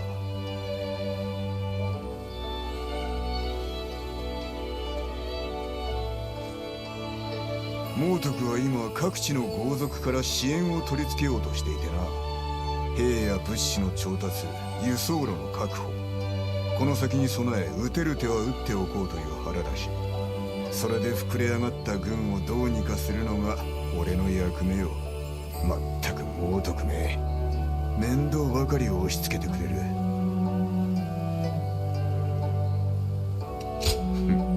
そう見えるか。実際否定はせんが、お前が猛徳のもとにいれば俺も少しは楽をできるのだがな。董卓の一件を覚えているか。あの状況で臆せん胆力、恐れ入ったわ。なおさらお前が欲しくなった。猛徳の将になる気はないのか。まだ足りんのか。お前もなかなか慎重だな。猛徳が何を考えているのか俺にも全てわかるわけではない。だがこう見えて信じていてな。そう猛徳という人間を、その行く先を見届けるのは面白かろう。そう思わんか。長話が過ぎたな。猛徳の新作も出来上がっている頃だろう。俺が一番に聞いてやらねばならんからな。そろそろ戻るとしよう。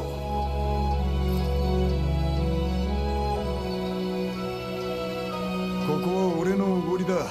あとはゆっくりしていけ。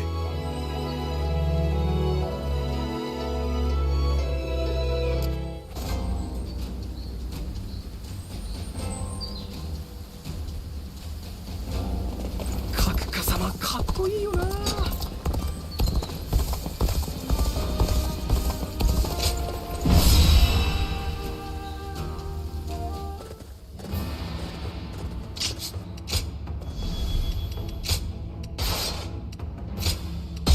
行くぞ。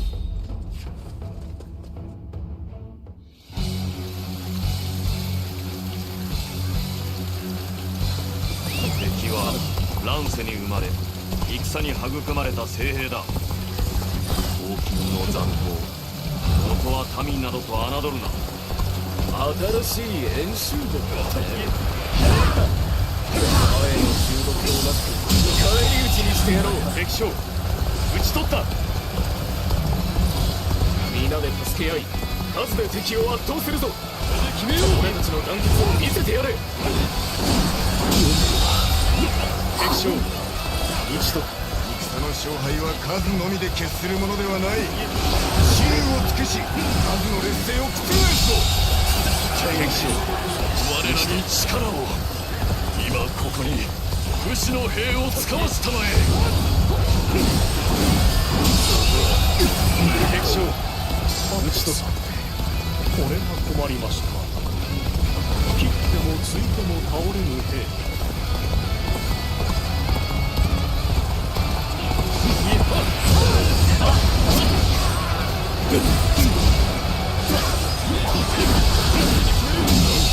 大したものよ。敵将討ち取った。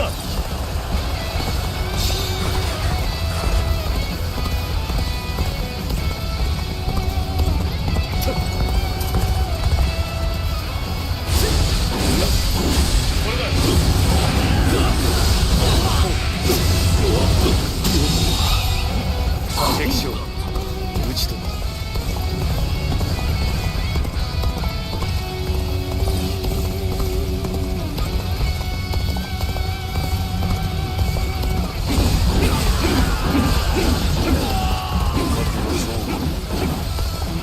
ここより優勢に持ち込むぞ。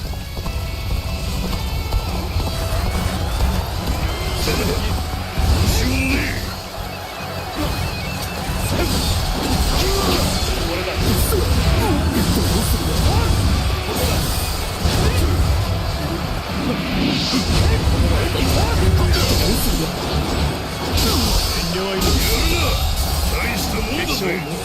討ち取った。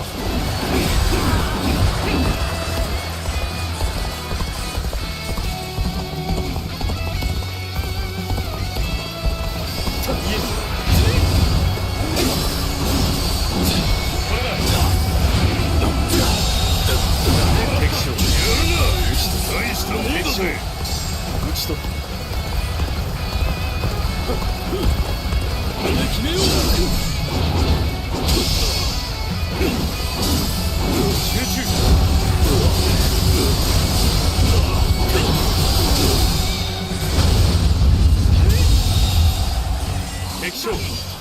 取った。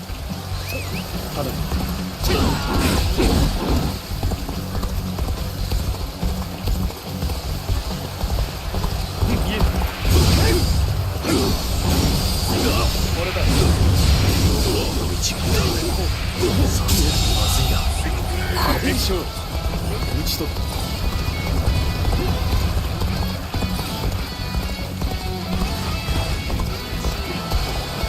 来てくれたのか。悪いが手を貸してくれ。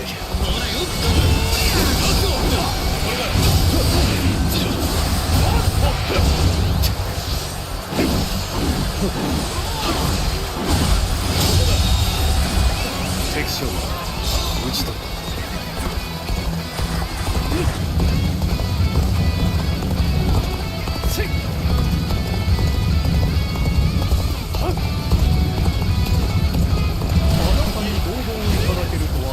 ですが、いざ共に参りましょう。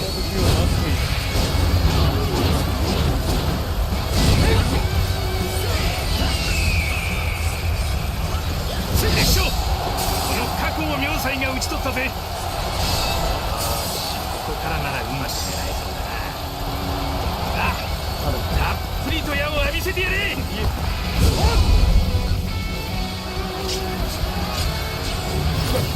なんて数も嫌だ。これじゃ逃げ場がねえ。敵将討ち取った。あんたあの方のお仲間じゃねえのか。なんで俺らの邪魔をする。どういうお前に話しかけているようだ。やられっぱなしでいられるか。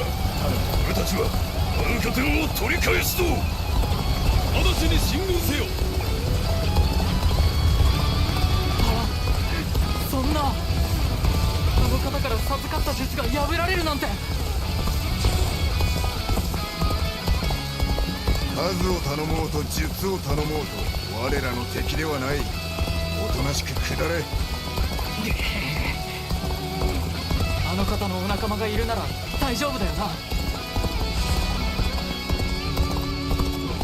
領地を制し地の利を得た。このまま畳みかけよう。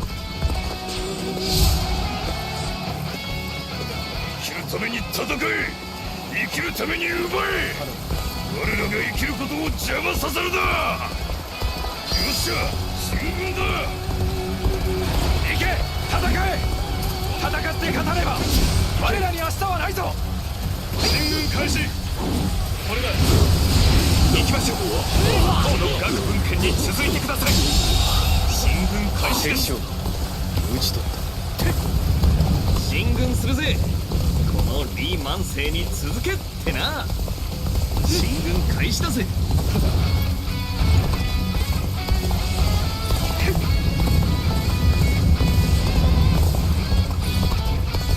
ここは別道と合流するが上策。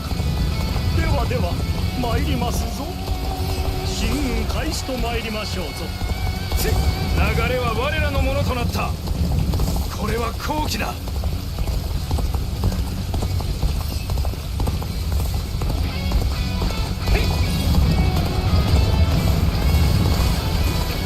攻撃準備だ。ありったけをぶつけてやろうぜ。なんという迫力。まだ数が多いだけではありません。こ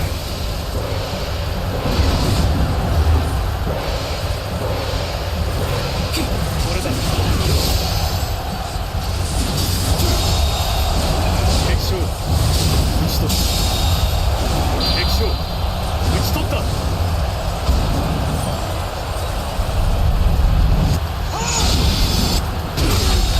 晴らしい身のこなしです。敵将参考になります。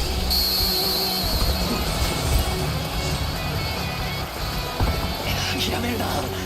まだ戦える。仲間と一緒に立ち向かうんだ。奴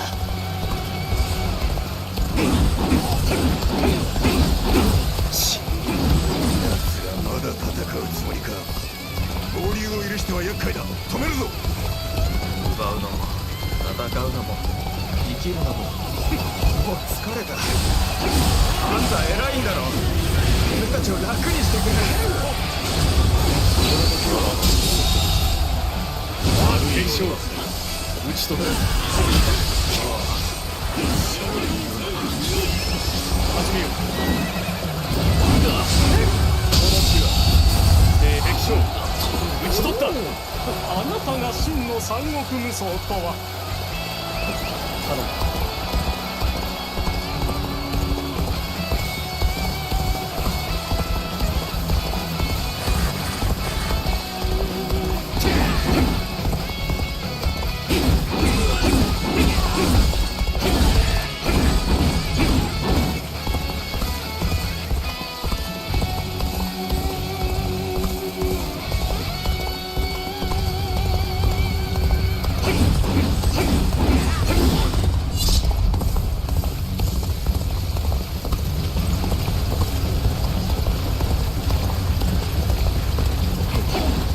打開できそうにないかな。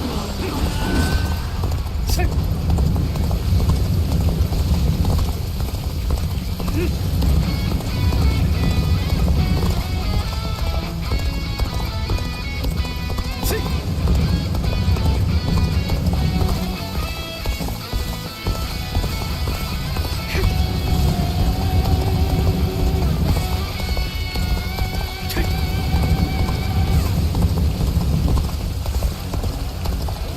攻め時が来たようだ。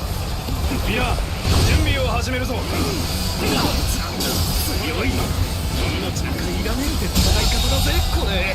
敵将打ち取る。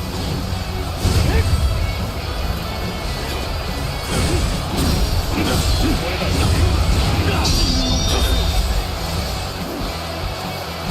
命があるなら戦える。敵将今一度しとれ。同志のもとへ。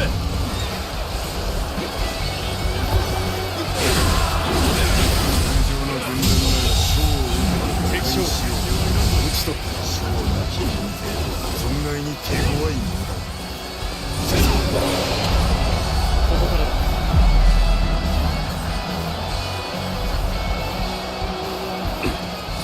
もはやここまでか。申し分ない働きだ。敵将打ち取った。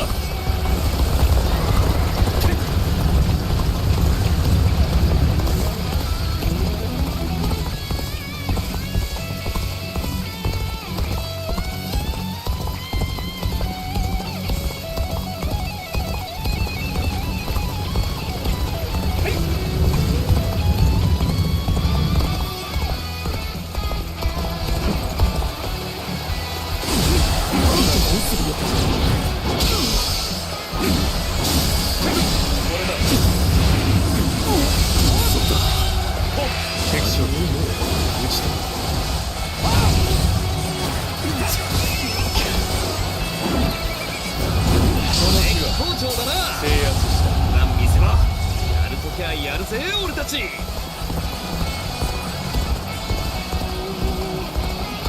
俺たちもまだ戦うぞ。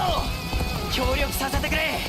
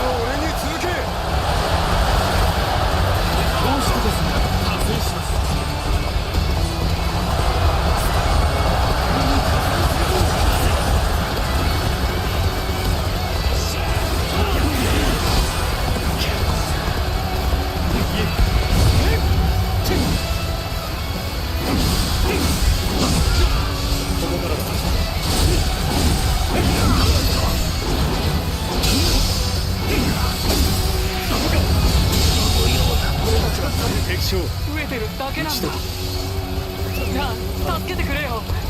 もう嫌だよ。ならば共に来るが、この宋猛徳が受け入れる。俺たちも助けてくれるのか。これだ。俺たちが戦わなければみんな飢えて死ぬ。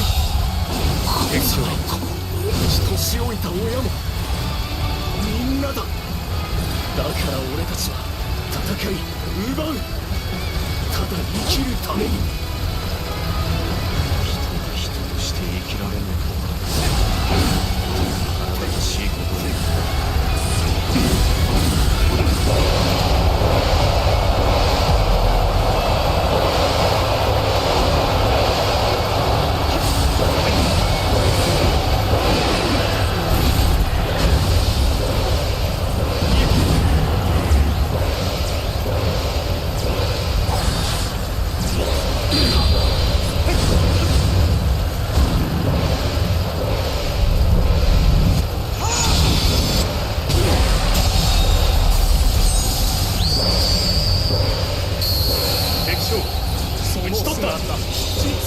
実に勇ましい。やはりお前が真の戦国武将だ。お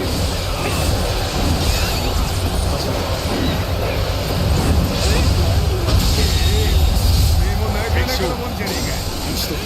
今の俺たちは上り調子よ。敵もすっかり及び腰だぜ。